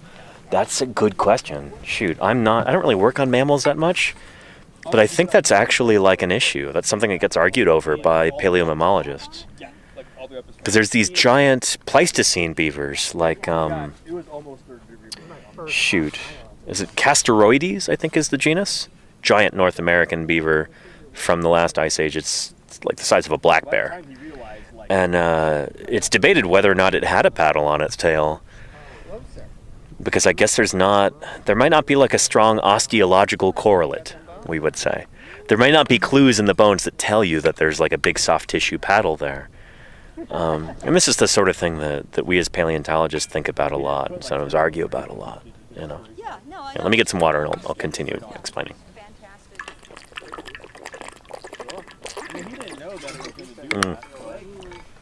It's like for dinosaurs. Sometimes we do get soft tissue preserved. It's rare. But sometimes the conditions are just right where you get skin, feathers, other soft tissue, stuff like that. But it doesn't happen very often. But sometimes when it does, it's a big surprise. So there's a dinosaur called Edmontosaurus regalis, from up in Canada, I think. And there's a specimen that was found that showed that this animal had a fleshy crest on the top of its head. Yeah, almost like a rooster's comb or something like that. And we had no idea it was there. Top of the animal's head's pretty flat, The bones show that it's pretty flat. But no, it's got this fleshy, almost like Corinthian helmet thing going on. It's not huge, but it's there. And, yeah, so it's made us think like, well, shoot, if these supposedly flat-headed duckbill dinosaurs actually had soft tissue crests, well, what does that mean? Darn. And that's only one specimen. We don't know if this is a male-female difference. Maybe the males have it and the females don't. Or vice versa. We don't know if it's there for the animal's entire life or if that's something they only develop when they're full grown. There's so many things we don't know. Paleontology, the study of fossils, is full of unknowns. We're dealing often with very little information. The trick is being able to come up with testable questions so that we can try and figure things out from very limited information. And it's kind of astonishing what we've been able to do, you know? As we continue at the site over the next 2 weeks, we're going to be pulling out all kinds of different bones, hundreds of them. And in many cases, you're going to go, well, that looks kind of like a rock. Hopefully until I can show you up close and you can see the bone texture, see how it's different from the surrounding rock, all of that. But going from this here in the ground to a reconstructed dinosaur takes a lot of steps, and there's a lot of inferences that need to be made. There's some guesswork, there's a lot of testing of hypotheses, there's a lot of cleverness that goes into that. So I want to show you kind of the beginning stages of that here over the next 2 weeks. We can talk about how we go from that to a fully fleshed out dinosaur. And how wrong we've gotten it in the past too in a lot of ways when we had less information. That's how science works, you know? We're at the very frontiers of human understanding. We're at the very borders of our ignorance, and we're trying to push that perimeter outward, gather more information, bit by little bit, expand our understanding as best we can. That's exactly what we're doing right here in this quarry, and I'm excited to walk you through that for the next 2 weeks. It's going to be good. It's going to be really good. Yeah. Very fitting that you're out in the geographical frontiers. You said, thank you, Rhacodactylus. And Jay Burner says, I don't want my dinosaurs with feathers. Sorry. Many of them had feathers, including dinosaurs like Velociraptor. Science, if we don't particularly like a conclusion, like emotionally, it doesn't vibe with it, too bad. Science is about discovering what's real. It's about testing ideas relentlessly. Even if there's a particular hypothesis that you're really wedded to, you love it. You're very emotionally attached to it. If the evidence doesn't support it, if the evidence says no, you have to abandon it. And as scientists, we're trained to do that. So you're going to see that too over the next couple weeks, where we're going to have ideas that pop up like, oh, maybe this is this kind of dinosaur, or oh, maybe this particular bone, oh man, I really want this to be part of a skull. And then you keep digging around and nope, that's a big vertebra or something like that.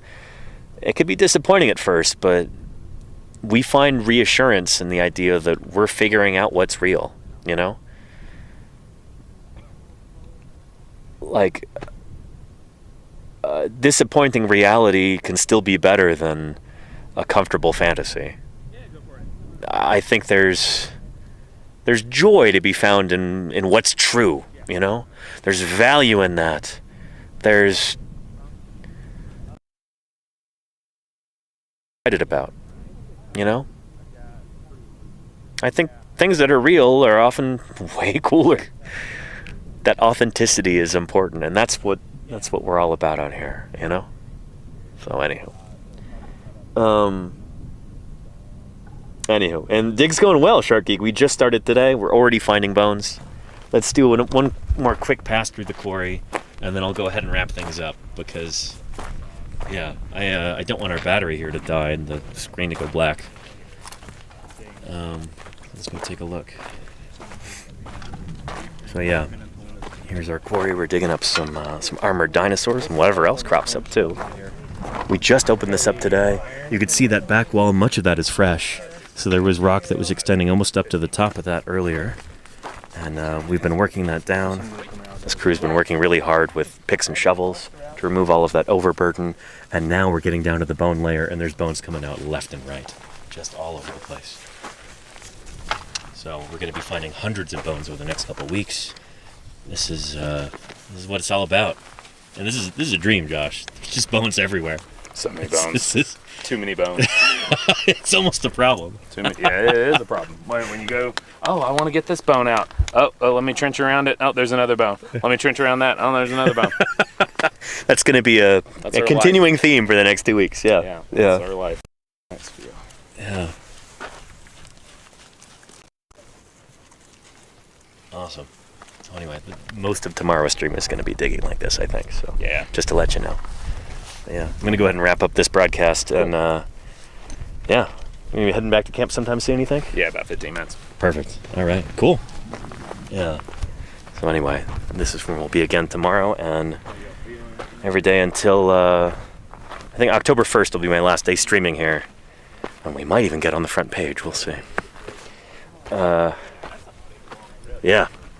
And lots of glue, absolutely, Timber Sponge, yes. And we got to bring out the glue and stuff like that tomorrow. We don't even have all of our proper tools. We weren't thinking we were going to find bones this early.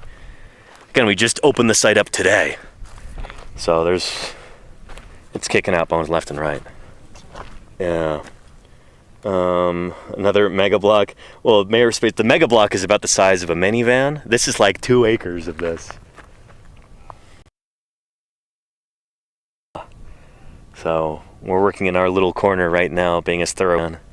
It's gonna be good. It's gonna be. Yeah. And thank you, Confused Echidna. I appreciate that. Yeah. Thank you. Found any carnivores? Not yet, but hopefully we will. We'll see. Stay tuned. It'd be really cool to be able to find big jawbone of a meat-eating dinosaur in the quarry.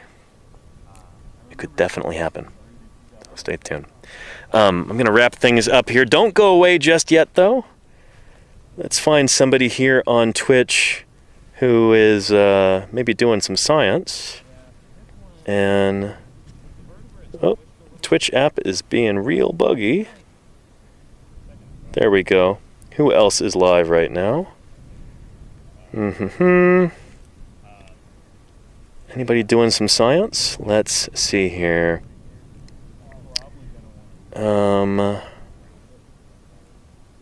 Looks like PaleoStream is on right now, so if you'd like to see some live paleo art, holy cow, in live. I don't know if I'm going to be able to type in, well, we'll see at time.